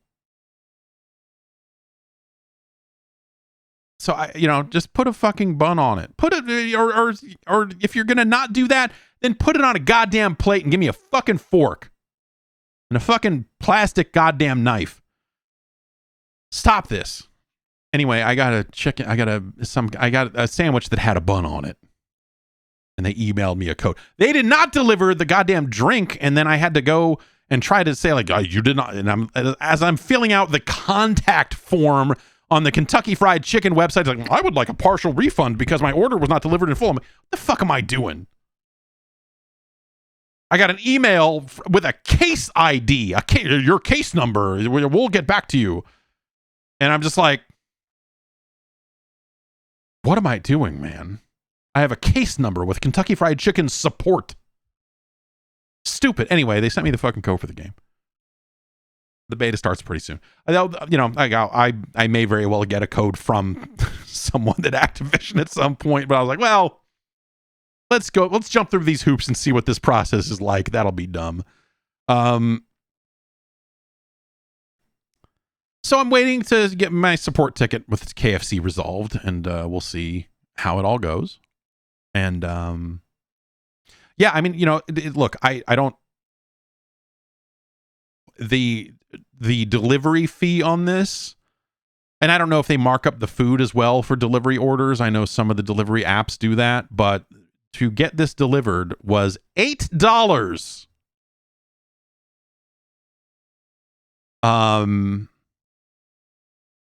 And so if they're going to mark up the food, which I presume they do, and then also charge a delivery fee, and then I'm tipping the driver, because of course I am. That's the part I feel totally fine about. Like, yes, of course, I'm tipping the goddamn driver. I'm not a scumbag. $8 simply for the delivery. By the time I was done getting this, it was like $28. It was just some stupid amount of money. And I'm like, what? I should have just fucking bought a fucking beta key on eBay at this point. So if they're going to charge that kind of money, I'm going to write them a sternly worded support ticket and say, hey, can you...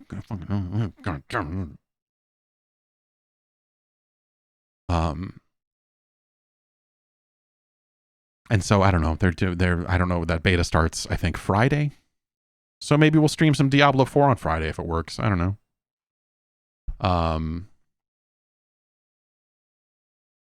But yeah, what a mess. I like appropriate in a very real way for the game about Satan, the game literally called Diablo, the game about the goddamn devil, to be attached to ordering a fucking Kentucky Fried Chicken fucking double down. Like, yep. That's the... Yeah. That's the devil's business right there. That sandwich. They have the audacity to call it a sandwich. It's a sandwich, but the buns are chicken. Okay, so it's a bacon sandwich then? I mean, don't get me wrong. I'm not above a goddamn bacon sandwich. I'll put 4 slices of bacon on 2 fucking slices of bread right now.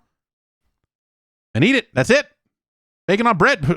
Put some cheese on it. Put some cheese on it. Let's do it. But don't try and tell me it's a fucking sandwich. Or chicken is the bun. Can you get the code if you eat at the restaurant? The way it was written up made it sound like that they wanted you to get delivery. Very specifically. It was like, when you get it delivered from the app or from our website, you'll get a code for Diablo 4. And I was like, well, okay. I guess I won't just go over there and get it. And it happens at a time when kids are going to bed and there's a whole thing, it's not exactly easy for me to just get out of the house and run over there because these kids are doing what these kids do. But put a goddamn bun on the thing. Have some fucking decency. Have some goddamn decency.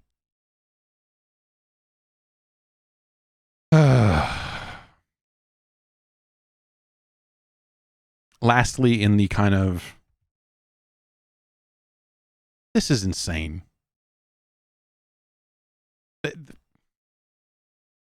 The arguments coming out of Sony about the Call of Duty thing, and this is the last bit about this goddamn merger, was Jesus. Still talking about this fucking thing. This Eurogamer headline. Sony says Microsoft may release a PlayStation version of Call of Duty, quote, where bugs and errors emerge only on the game's final level or after later updates. What kind of conspiracy-ass fucking horse shit is this? Someone's like, they're gonna make our version have bugs and errors, but only on the last level. Is Jim Ryan like fucking hiding under a blanket somewhere going like, they're gonna get us, goddammit, get us. Camera just zooming in on him over and over. He's like, chemtrails. Like, what the fuck is he?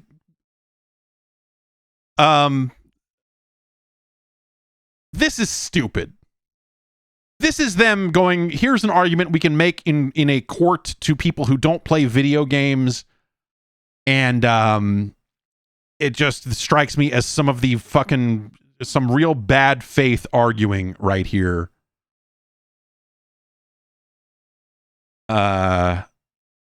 Anyway, the original story on Eurogamer, Microsoft has since responded.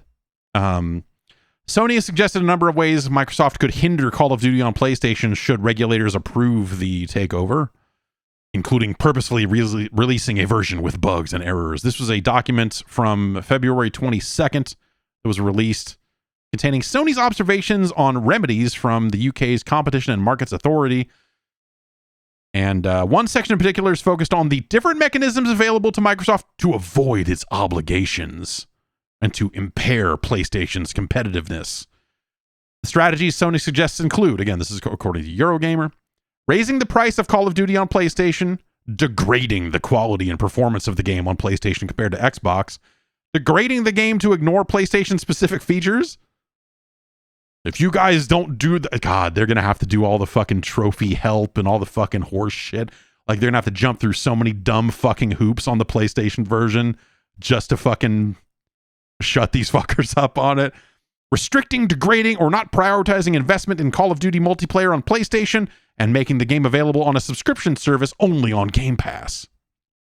For example, this is quoting from this document that Sony provided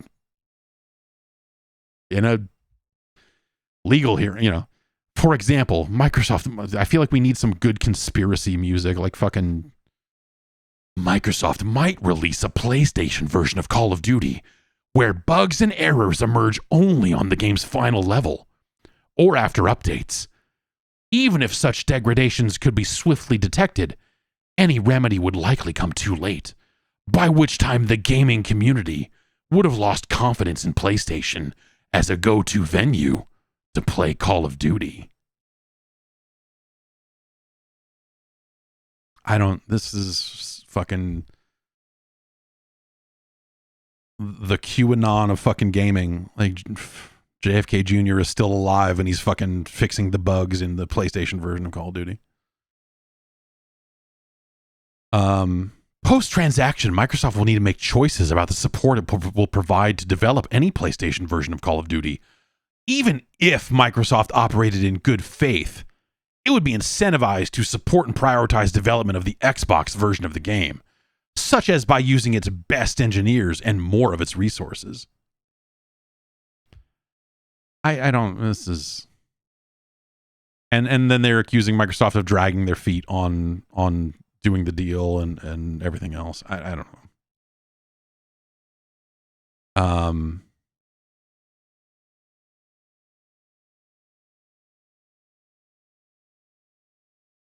Microsoft needs that money too. For the amount of money they're paying for Activision, for the amount of money they're wanting to bring in from Call of Duty, from this franchise, there's no, like, I think they gain very little by fucking over the PlayStation platform's version of Call of Duty compared to what they gain by maintaining that version of the game exactly the same as the other ones and, doing what they say that they're going to do.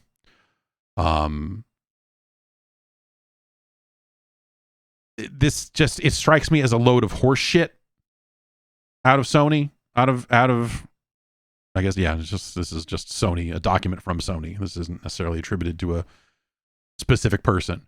And I think it sets up a framework for them to really, for Sony to really, let's say that they do eventually sign a deal. Let's say that the deal, like the merger happens and whatever else. It sets up a framework where anytime the PlayStation version of Call of Duty crashes, they can go, you're in violation of our deal, and be shitty for a decade on this one, right? You can guarantee that they will try and fucking rattle those cages anytime anything remotely like this happens. And it's one of those things that becomes impossible to prove or disprove. You can point the finger and go, look, they did this. Oh, they fixed it faster. Generally speaking, Call of Duty patches hit all platforms around the same time because they have to keep the versions in sync. There'll be some console-specific fixes in some of those patches that don't necessarily have to roll out on PC or on one of the other platforms. But yeah, I don't feel like Microsoft has a history of doing this with Minecraft, which is the other big example of the things that they bring to... that they own, that they bring to multiple platforms. Again, Microsoft's stated mission is about a total number of players across a wide variety of platforms and streaming ecosystems, and and they're signing this Boosteroid deal. They're gonna put all their shit there too, and like the this whole thing is, and you know, this whole thing is based on them providing a high level experience to all of those providers, to all of those platforms, right? And so the incentive structure is such that, like, they need to make sure that all those PlayStation players are still there and spending money. Warzone is free to play at this point, and that seems to be the most dramatic, the part of the game that people are gravitating towards these days anyway. You know what I mean? So it's just such a, well, whatever. You know, if the stated intent, this is stuff like this is why when you go back to that Activision executive who is saying that, like, they just want to block the deal, and they gave the quote and they say they just want to block the deal, that becomes a little bit more believable when you look at arguments like this that I think just to me do not hold a lot of water. You know, maybe there's some math that I'm just not aware of that, like, actually they're like, well, if we can sync the PlayStation without syncing the Call of Duty brand, then hopefully those players come over to Xbox. Would Microsoft love those players to come over to Xbox? I'm sure they would. They would love to get more Game Pass subscribers. Sure. But that's not going to happen. You've got enough people that are diehard PlayStation fans that just don't give a shit. And so if the game is there and they can buy it, or if it's on PlayStation Plus, one of those tiers, they're still going to get Uncharted 5, you know, whatever the fuck else. Like, I don't know. They're still going to want to own a PlayStation and play games on PlayStation. This doesn't sync the PlayStation brand. And even in a case where, hey, Call of Duty is it is in fact the biggest, I don't think even the biggest would, I don't think that would sync PlayStation. Maybe some subscribers change hands and you know, maybe that is something that impacts their business in a meaningful way, but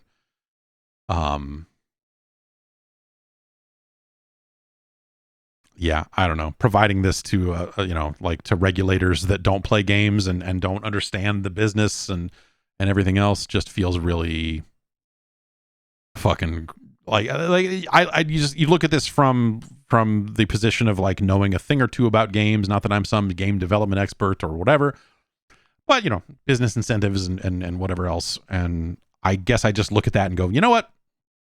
No, like, if Microsoft fucks this up, it sours people on Call of Duty before it sours people on the PlayStation. And they don't want to do that. They really don't want to do that. They will need those people. They will be intending to grow that number as large as they can to get as many people playing those games as they possibly can. You know, Call of Duty rolled out its second season. Like, it's no coincidence, right? That Activision was like, fuck, let's put out the last three Call of Duties on Steam are interesting for a couple of reasons. One, because they put them out at this time when, like, just the player base seems very dissatisfied with the direction of Warzone. Like, I think it's a heck of a year for Call of Duty, but also I don't play that much Warzone. And also, even I am like, there needs to be more core multiplayer maps.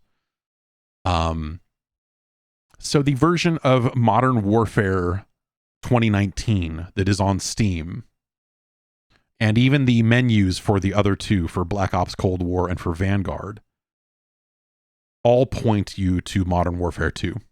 Big banners, like the big launcher screen that they've had for the past few years is like, here's the game you actually launched over here in a third of the screen. 2/3 of the screen is the cover for Modern Warfare 2, and it says, click this button to fucking launch that one or buy that one. You should check this shit out. It's like a big ad for the current game. It's insane. And in that 2019 game, which, if you remember, was where Warzone 1.0 lived, it doesn't even have it. They have stripped Warzone 1 out of that Modern Warfare. It is just a pointer to Warzone 2.0. It's like, hey, go download that. Warzone 1, like, there's no mention of it in there, even. Because they're trying to point as many people as possible to the free-to-play Warzone 2.0, because they made a bunch of changes, and I bet that didn't necessarily affect the player count, and I don't know. So even if I can sit here and tell you that I think that that 2019 game and that 2022 game, Modern Warfare and Modern Warfare 2, are fantastic games that are, helped turn that franchise around for me personally, as someone who was just like, man, they are fucking this thing up.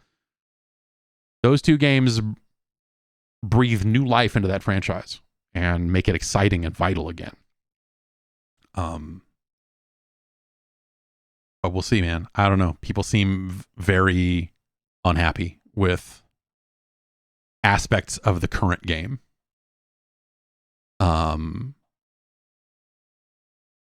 And yeah, and then they reissued these games on Steam and stripped out all reference to, or almost all reference to, the original Warzone. Which, the original Warzone, they rebranded it as like Warzone Caldera, whatever that's the name of the map, right? I forget, but it's still technically there somewhere, but it's, they're really trying to push people towards the current Warzone. Because that's where all the cosmetics are. That's where the money's to be made. So, I don't know. Even as Call of Duty is the biggest franchise in gaming, like, it really seems like a lot of the players who have ridden with that franchise year in, year out are fucking unhappy. And you could say that about all games, I know, but like, when you look at what they've been doing with the franchise, or what they've been doing with like playlists inside of Modern Warfare 2, a lot of times it feels like they're looking for levers to pull, like, oh, if we put the if we put the shipment 24/7 playlist back up, people will log back in to play that, right? Can we ooh. Meanwhile, Fortnite's got fucking grind rails now, and people just look at it and go, that looks sick. I don't know. I almost reinstalled. I may reinstall Fortnite and try it again. I don't know. Is that going to be the thing? Every update to Fortnite, I install it and play like 4 matches and go like, all right, yeah, that's really cool. I still don't like the way the shooting it feels, but that's cool.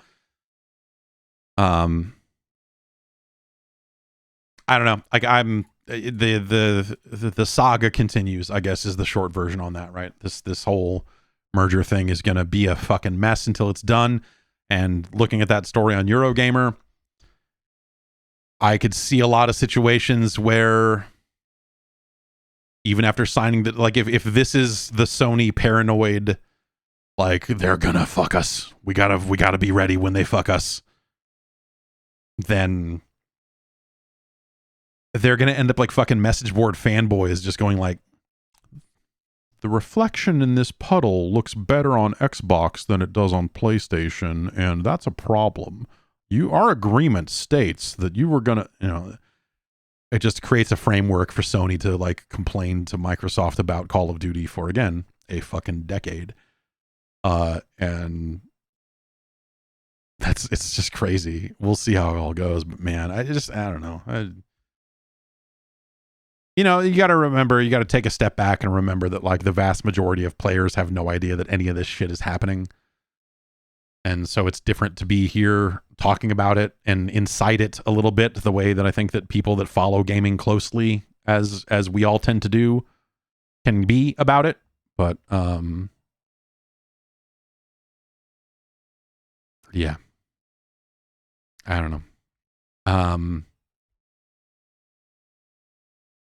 Axios has some reporting around Google Stadia. Remember that? Remember Stadia? It was a stream. It was another cloud-based service. If Stadia had stuck it out just a little while longer, Microsoft would have shown up and been like, "Do you want to put all our games on your service?"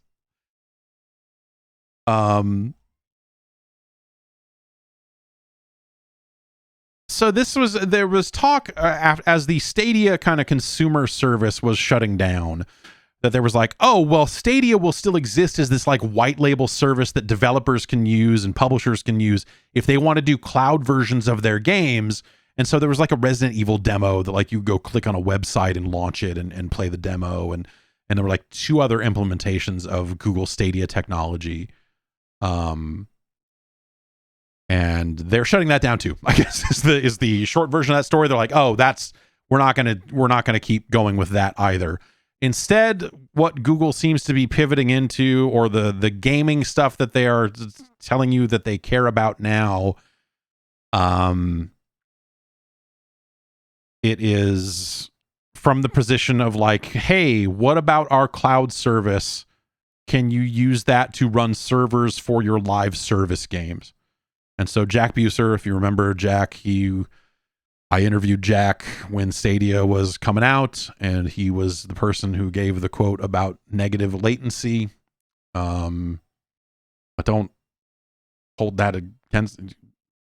Jack has always seemed like a solid guy. That was not a great quote, but Stadia was not a great service. So I don't, whatever. And so he is now on.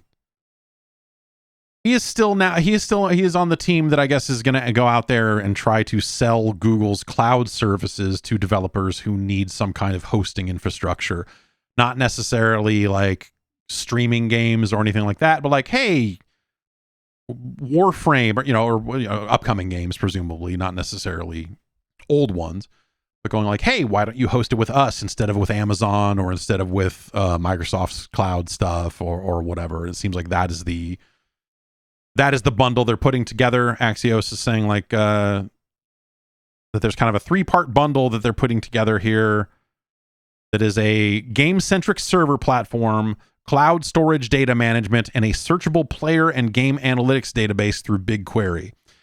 And then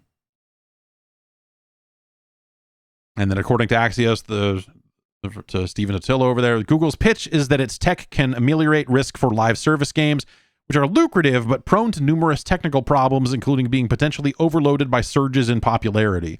So the idea would be like, hey, let Google host your servers, we will keep them up. And you won't have to think about scaling up or down as much because we can easily scale one way or the other, I think is the general idea. This is not entirely different from what Microsoft has been doing when it comes to their server infrastructure and the way they offer it for games. Some developers use Amazon's stuff for this. They're on AWS doing whatever. And I would assume that some people have been using Google's cloud services for this already, because some of these services already existed. But that's their pitch now, is like that's kind of, I guess, how Google sees itself fitting into the game industry, is that they're strictly selling this as a solution for live service games, for games that need to be updated, for servers that have to be deployed, I don't know how much of this none of this seems new to me. This just seems like something that cloud services have been doing for some, like, infrastructure. This is how infrastructure fucking works on the internet. It has forever. They're just packaging their stuff up in a way that they can basically go to GDC and try to pitch it to developers. We'll see how it goes for them, but it's not something that you're necessarily going to hear about, like Google's amazing progress in the gaming business, because it's not any consumer facing stuff. It's just stuff that will live in the background and presumably work. But also, a lot of games use servers that are hosted on these big cloud infrastructures, and sometimes they still launch poorly and break and do all this different stuff. So I don't know that Google will necessarily be able to do it any better than the others. But they have a very big cloud infrastructure as well. And so it's always probably good to have more competitors in that space offering those services for developers that need that type of infrastructure, I suppose. I don't know. It ain't sexy stuff, but it's stuff that the industry, uses quite a bit. Let's see. There's a Playdate update. They rolled out a catalog on the device itself. They're selling games directly now. If you remember, the Playdate was sold with a season model where you got the season of games, and every couple weeks a new game would get added to your device. They now have a catalog where you can buy games. Some of them are like $6, $15, you know, like a different variety, but they're going to be working with developers to choose which games go on the store. You can still sideload stuff that you got on itch or wherever else. They're not closing that door. But it's a means for them to add more games to the platform, which is cool. I think that makes a lot more sense than doing like a season 2 and selling another batch of 20 or 30 games. You crank to buy the games, which is kind of funny. You know, you get to the page in the catalog and decide you want to buy the game, and then you hit the button, and then you got to turn the crank and turn it faster than you would think, and it will degrade if you stop cranking. You really have to keep cranking to buy the game. Crank to buy is a fantastic mechanic. The other bit of news here is that the price of the Playdate is going to go up $20. This is, unsurprisingly, the quote here that they gave. This is Eurogamer that has this. It is going from $179 to $199 starting on April 7th. And that is largely because our factory recently gave us the inevitable news that in 2023, the price of building a single Playdate is going up. So April 7th is not yet. So if you were thinking about pre-ordering, there's still, I still think they have a waiting list for buying one of these things. But if you were thinking about buying one, buy one before April 7th, you'll get it for $20 less. So there you go. I've been fooling around with I have not spent a ton of time with any of the new games just yet, but I did get everything installed on the old Playdate here.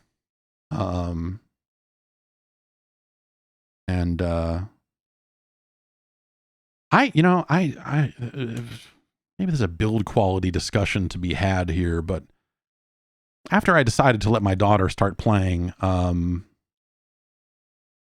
the Keita Takahashi game, the name of Crankin' Presents Time Travel Adventure. This crank doesn't crank the way this crank bends too far back, and now it brushes up against the top here. When I turn it, it now rubs against it. If you hold it back. So I think maybe there's a pin here that seems like it maybe came out a little bit, and so I probably have to force that pin back in there. Maybe that would tighten it up a little bit. I don't know, but it's there's something. Consider that, I guess, if you're gonna get a Playdate that kids love to crank it too. And be careful with that. Let's get into a few emails here before we got to get going. Suicide Squad also reportedly got delayed again. That's according to Bloomberg.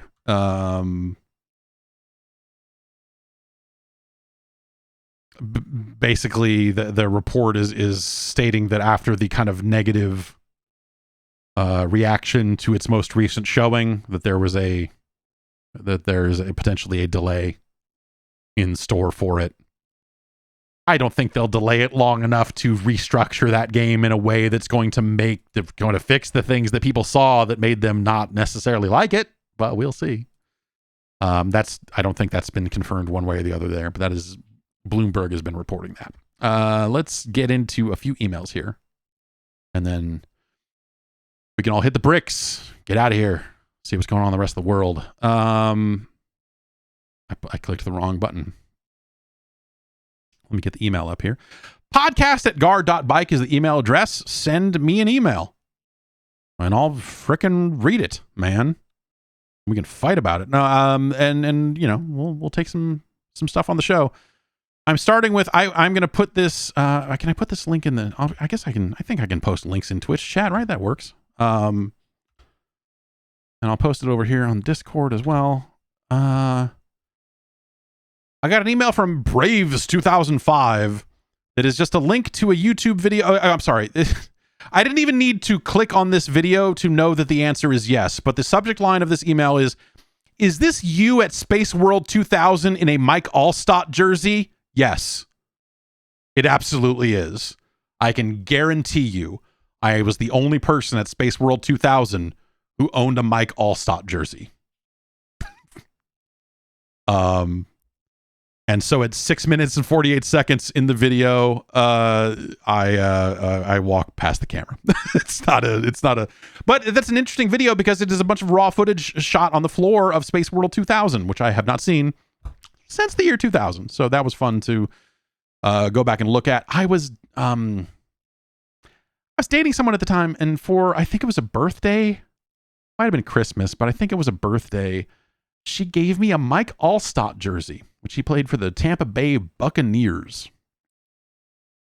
And so I got this Bucks jersey. And I finally had to ask, like, why did you, I wore it quite a lot because I was in my jersey phase for sure. But she's like, well, it's the number 40. And you like to drink 40s. I'm like, I can't argue with that. I cannot argue with that.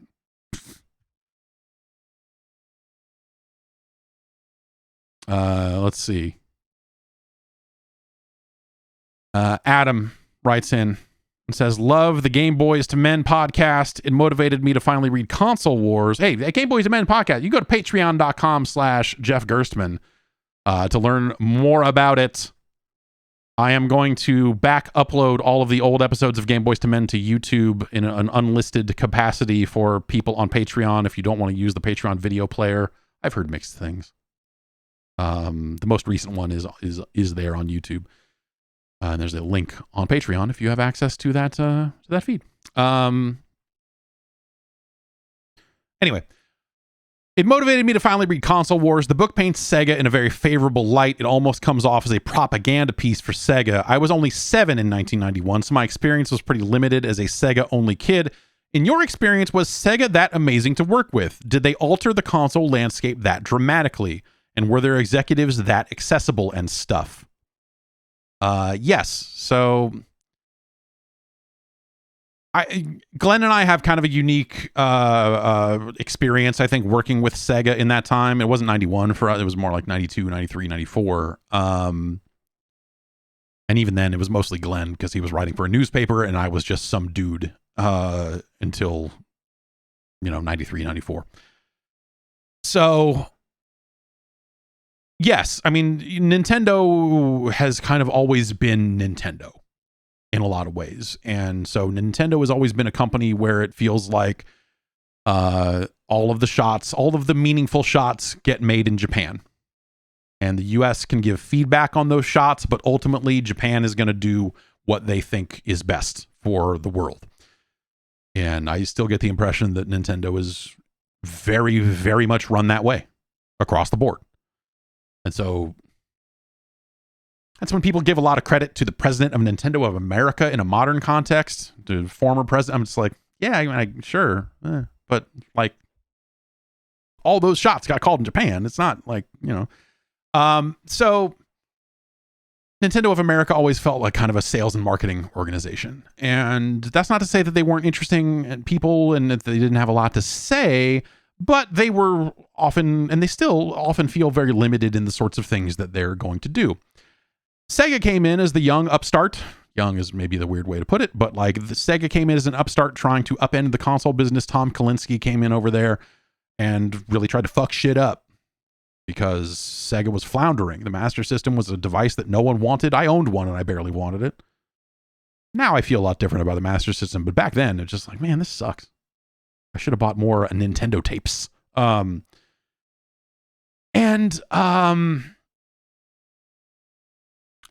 Sega was they were a little bit more focused on the later teen to early 20 demographic, which is where I existed at the time. And Nintendo, especially in the later days of the NES, felt very much like they were chasing after kids. And that, there was like, the Mortal Kombat thing was a really big deal, right? Where there was like, we're not allowing blood on our platform. Like the differentiating line between Sega going like, no, man, fucking, yeah, there's a code, whatever. And we've got a rating system on our games. And Nintendo being like, absolutely not. Made Nintendo look like it was for fucking children. And that's a moniker. They've had a hard time shaking that over the years, right? I mean, that's been something that has dogged them for a long time. Whereas, you know, the Sega stuff, they tried to have attitude. And, you know, that led to Sonic the Hedgehog tapping his foot and shit like that. It's just this shit, like, when you look at it now and think about it in terms of attitude, you go like, this is, get fucked. This stuff's corny. Like, yeah, okay. But in the 90s, that stuff resonated a little bit differently, especially when compared to what Nintendo was doing. And so from our perspective, like, I visited the Sega offices multiple times. Me, a guy who had almost no, very little connection to the video game industry. I didn't make money from writing about video games until 1994.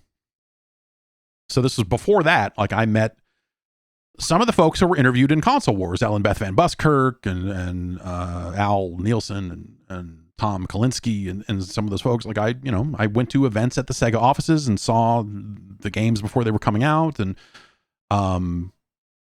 they were very nice and very genuine seeming people. And they seemed like they were doing cool stuff. Then the Sega CD came out and the 32X came out and just, I don't know, they for as much as they seemed like they were getting it done and really taking it to Nintendo, they fucked it up. They fucked themselves over more than, Nintendo made adjustments, right? But Nintendo's adjustments were like Play It Loud campaign, which is just like, I don't know. It's like, and the late days of the SNES where they were trying to convince people that cartridges were still the thing, and the N64 where they were still trying to convince people that cartridges were the thing. And then, Sega imploded because Sega always implodes. You can't succeed outside of Sega of Japan. They can't have that. So they stepped in and fucked it all up. And it'd be interesting, the stuff in Console Wars or some of the other things that get bandied about around that era about things that could have happened where Silicon Graphics went to Sega and met with them. And so what if the hardware that drove the N64 was instead driving a Sega console? And what if that also had a CD-ROM drive on it? And what if, there's just a lot of just weird stuff that like slipped through Sega's fingers because Sega was so bent on the 32X, and then like, oh God, we've got to launch the Saturn, and just like the dumb moves that Sega made once Japan started stepping back in and calling the shots. I don't know that the US was infallible. I don't know that they would have. I don't know if they maybe would have messed it up all on their own, to be honest, because it's hard to hold on to. Like when your whole pitch is, yeah, man, the youth culture, and as that youth culture starts to shift and change, it's really hard to keep up with it, and it's a very fickle audience that you've gained access to. Whereas the thing you could say about Nintendo is like, yeah, they weren't necessarily pursuing this more attitudinal, crotch choppy sort of thing. So I guess wrestling's attitude era wouldn't start for a few more years after that, but people stuck with them, and the people that stuck with them stick with them still, right? So, whereas the Sega stuff, they grabbed it for a few years and then they just couldn't hang on to it. Whether it's because Sega of Japan fucked it all up, but also like they would, the Sega CD stuff, like all the digital pictures, FMV games and everything, they were bad games. It's easy to forget that like the other thing that happened is Sega started putting out a lot of bad shit. Shakan the Forever Man, Green Dog, the 32X, like they just a lot of weird calls, whether they came from the US or Japan, like just Night Trap. For as much talk as was given to Night Trap in Congress or wherever, it's fucking garbage. It's lovable garbage, but it's fucking garbage. There were no legs on that.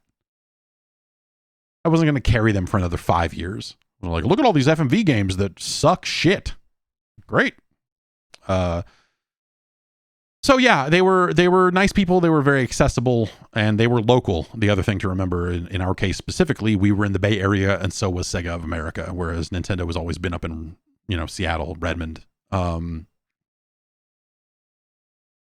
So, I think my viewpoint on that is a little skewed. I've been to Nintendo a few times, and then I think they've moved. I don't think I've been to where they are now, but I remember going up there specifically to see Ridge Racer 64. And some other things, but that was like the main thing they were showing. I think that got developed in the US, if I remember right. But as Nintendo developed Ridge Racer 64. But going to the actual offices, it's only been a few times. Like, I've gone up to Seattle for other events. Like, there was an Ocarina event that they had. There was a Perfect Dark event that they had. But I don't think we ever actually went to the office for any of that. Anyway. Let's see.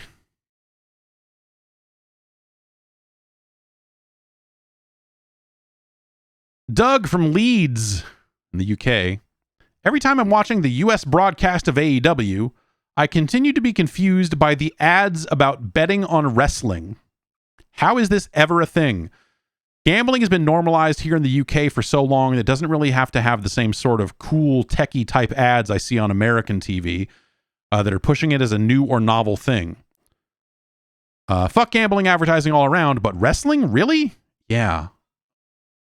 There was a report recently that WWE was trying to file some kind of they were trying to get interest in like really allowing sports betting on their wrestling events, and how they would be like, oh, we'll get Price Waterhouse Cooper, the Oscar people, to secure the results, and we'll do, and that a lot of the betting organizations just fucking laughed them out of the building or whatever. But yeah, you can bet on wrestling in some places. I think there's even some sites based in the UK that allow it, but there are sites out there that will take bets on wrestling. And so the thing that happens, literally the thing that happens, this has been happening for years, people are able to figure out the outcomes of pay-per-views a few hours before they begin, because if you go look at the money lines on those things, as people bet and sway the money lines back and forth, you will see a bunch of money come in on one side and push the odds in a certain direction.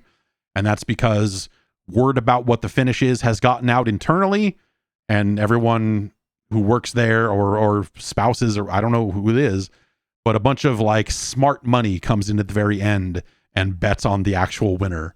And so you can go look at that shit and go like, yeah, okay, all right, I guess Randy Orton's going to win because the odds just went in that direction.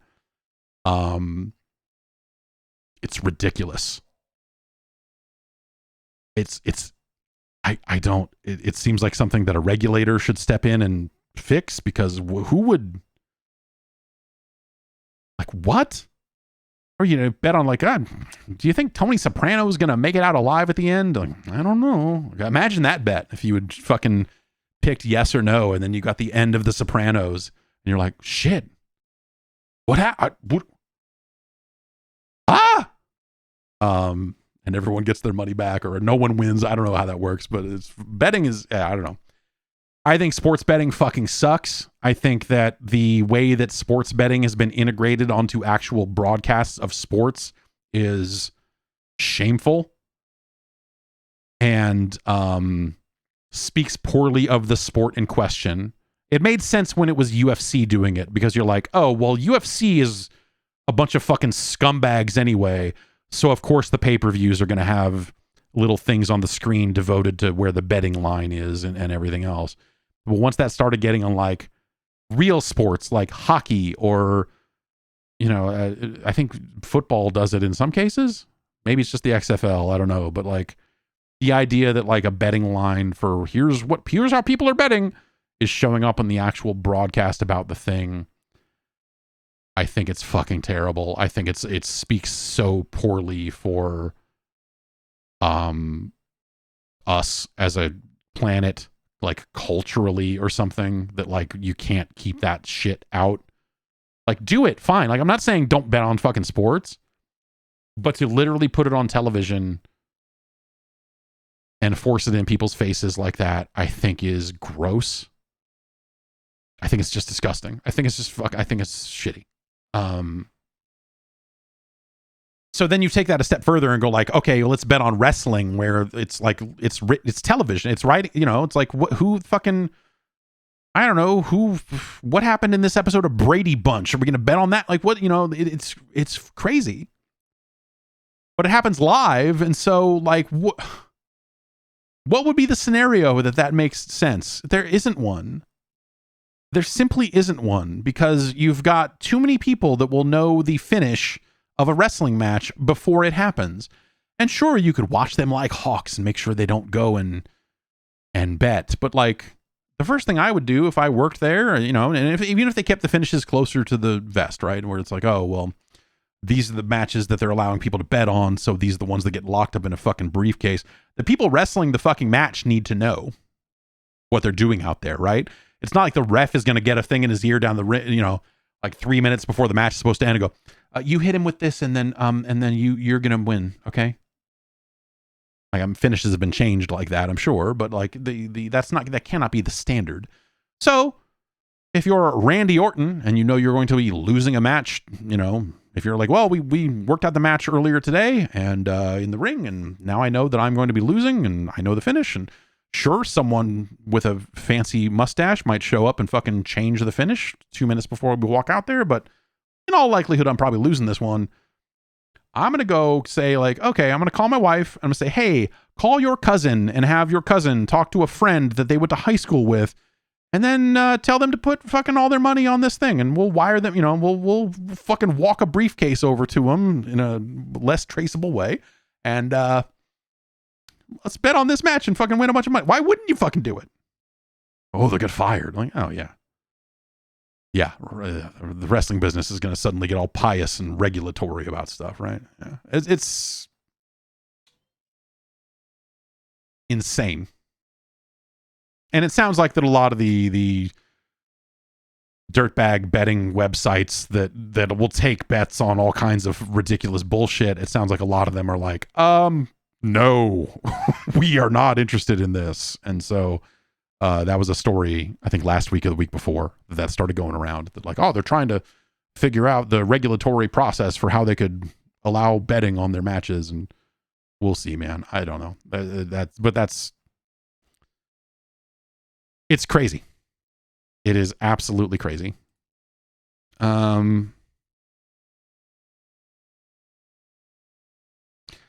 Last one. Ryan from Phoenix says, yesterday a clip got posted in the Discord of Mario Lopez at an event promoting the GameCube. He looked comically out of place. This made me wonder if you've witnessed any awkward or hilarious celebrity appearances at events over the years that you wouldn't mind sharing.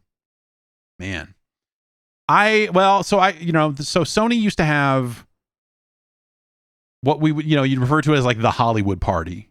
And like, oh, the PlayStation 2 is launching, or maybe it's the PlayStation 3, I guess. And yeah, there's a thing for the media to go to and to see the games or whatever. But then they want their picture of like, here's Beyonce with a DS, or here's, their step and repeat red carpet experience. And they literally will pay celebrities to show up at this event and get the gift bag and go, this is PlayStation, this is something else, I'm excited. And some of them are legit excited because they actually like video games, but then some of them are just like, yeah, all right, I don't know, Yasmin Bleeth is here to fucking, I got PlayStation, yay. I don't mean to, maybe Yasmin Bleeth fucking loves video games, I don't know, I'm just, but I went to the Los Angeles event for a Sony, I believe it was the PlayStation 3 launch, if I'm remembering correctly. But it would, maybe it was PS2. Maybe it was like the slim PS. Anyway, I think I've told the story before. It was like in a big parking garage that they had taken over, and there were not a ton of people that I knew there because it was not a type of party that I would normally go to, because I didn't normally make it to the like celebrity event thing. And so there was like a couple of PR people and maybe like one other games writer. So we stuck close together. It's like, oh, here's the 6 people that we're going to sit over here and drink and everything will be fine. And I remember seeing Trey Parker and Matt Stone, and Trey Parker was wearing this like big American flag jumpsuit and dancing in an erratic way that I can only really think of as frightening. That's really that one comes to mind. This is like, oh, what the hell's going on over there? I don't know, man. Is that South Park guys on like weird drugs or something, or are they just having a good time? I don't know. Let's stay over here. All right, yeah, cool. We'll stay over here. That's one that comes to mind for whatever reason. There's just like Trey Parker dancing like a fucking lunatic. With I believe Matt Stone kind of just like sitting nearby, just kind of chilling out. But yeah, I don't know. That one comes to mind. Other celebrity appearances. I mean, there's like the Jamie Kennedy thing. There's anytime a celebrity gets walked out at a press conference, not that I'm like interacting with them or anything, but I guess like that stuff, like the Keanu thing for Cyberpunk, I thought was really fucking awkward, right? I mean, it's like it's genuine in its own weird way, and Keanu is Keanu, and he's gonna, he loves to be there or whatever, like all that stuff was. I guess I don't mean to say that it's all super phony or whatever, but like that's an awkward moment. You just look at it and go like, this is weird. This is weird.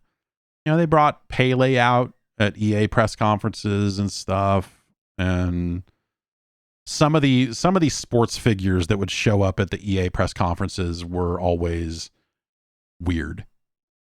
Or they would go weird because it'd be like, here's Peter Moore having a conversation with a football player, and he's like, well, you're going to get out there and take it to the 49ers, whoever they're playing next, or whoever their division rival is, because it would always be E3, so it's not necessarily football season or something. But, just like the stuff like that always just, you saw it, you saw the conversation, and a lot of times if you're sitting in the audience, you can just kind of like turn around and go like, all right. I'm literally reading the teleprompter that they are reading. I know what this conversation is as they're having it. And, it's just this super awkward thing. And sometimes they would be scripted out like that, and sometimes they wouldn't be. And the ones that weren't scripted out were always weirder, because I was just like, where are we going with this? What are we doing? This is going way too long. What's going on? I'm trying to think if there's any other like big ones. Nothing that really jumps out over the years, man. I don't know. Udo Kier came into the GameSpot offices once. Everyone was very excited to see him.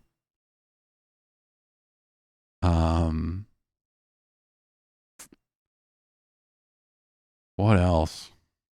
I mean, there's the whole Weed 3 thing, the whole, there's Snoop at any one of those events. There's, all of that was always a little weird, but yeah, I don't know. There's a lot of weird little celebrity brushes here and there, and they're always just a little off. They're always just a little off. And like, when you're interviewing someone who's did a voice in a game, and they're just like, for me, the weirdest one of those is still that Bret Hart thing. When I talked to Bret Hart when EA was doing the WCW games, and they had Bret Hart at E3, and I got to interview Bret Hart, and he just complained the entire time about WCW. I was there to go like, what's it like? Hey, I'm there just like, I don't know. I'm the only guy that's going to interview him because I'm the wrestling guy or whatever. And like, what are we going to talk about? And, I think this was before he got hurt, but I think he was already in a point where he was, but it was E3, whatever year the WCW game was coming out. So it would have been June-ish. Is it 97? I don't know. We'd have to go look and see what year the first WCW game came out, because it was the E3 before that game was out. And so the way he was booked or whatever, but he was just complaining about how he was being used. He was just like, yeah, I was just like, the way they were using me on TV and all like, and I'm just sitting there. I've never had that type of conversation with a wrestler before in my life at that point. Nowadays, like, I would be much better equipped to handle that. But it was such an insane thing of just like, I don't know. He had just gotten there. Like, he had not been there for long. And so it's probably not too long after the screw job and everything else. But it was just like, what is going on? And no one is like, normally, especially with a celebrity interview, there'll be a PR person that's like hanging out and making sure everything's going okay. Instead, it was this giant room at E3, one of these giant like meeting rooms Or it's like, it would have been show floor space, but they had put up false walls around it. So it was just this giant fake room, no one in it. And there's just two fucking office chairs, like, you know, just two normal ass chairs. He's sitting in one of them. I come up and sit in the other one. The person goes, okay, you guys talk. I'll see you later. Walks away. And I'm just like, I don't know what to do with any of this. I don't know what I did with it. I think I was just writing down notes. So it was just like, you know, because we weren't shooting it. I think we couldn't shoot it. Or something that came up last minute and we couldn't shoot it. Whatever it was, there was no camera there. I don't think I was recording audio because I would have fucking saved it if I had. But it was just fucking strange. It was just like, okay, like I'm some fucking dude here to talk about the video game, and like I am not in the fucking business. I am not one of the fucking boys. And he just unloaded like a full-on fucking shoot interview on me. I wish we were recording it. I wish it had been recorded. It was just like, what the fuck is going on? It was bizarre. It was super bizarre. That is one of the weirdest things I've ever done. The weirdest interviews I've ever been a part of, for sure. It was just like, I don't know where this is coming from. I don't know where this is going. I can't use any of this because it's not about the game. When it's not even about him or his career, really, it's just him complaining about how he's being used on television. And I'm like, yeah, man, I get it. And he had not been there long enough for me to really, I guess, have an opinion of how he was being used on television. Also, I was never the biggest Bret Hart fan. So the stuff he was doing was okay. It was just fucking bizarre, man. It was just weird. It was just fucking weird. Yeah. Anyway, I'm gonna get going. That's the show. Everybody have a good one. I mean, if I had my wits about me a little bit, I would have been like, yeah, man. So shit. I guess it's, you're just not too long after you kind of got fucked over by Vince and the W, because all that stuff was out there. I was reading enough dirt sheets around then to know what was going on. And I would have just been like, so Shawn Michaels, huh? But he was giving all those interviews to Canadian TV anyway, right? Like he was always that guy, I guess, to a certain extent, right? Like there's enough Bret Hart shoot interviews in that era. And of course, like the stuff with Owen, I guess that hadn't happened. I'm trying to remember. I guess that hadn't happened yet. Anyway, be back next week.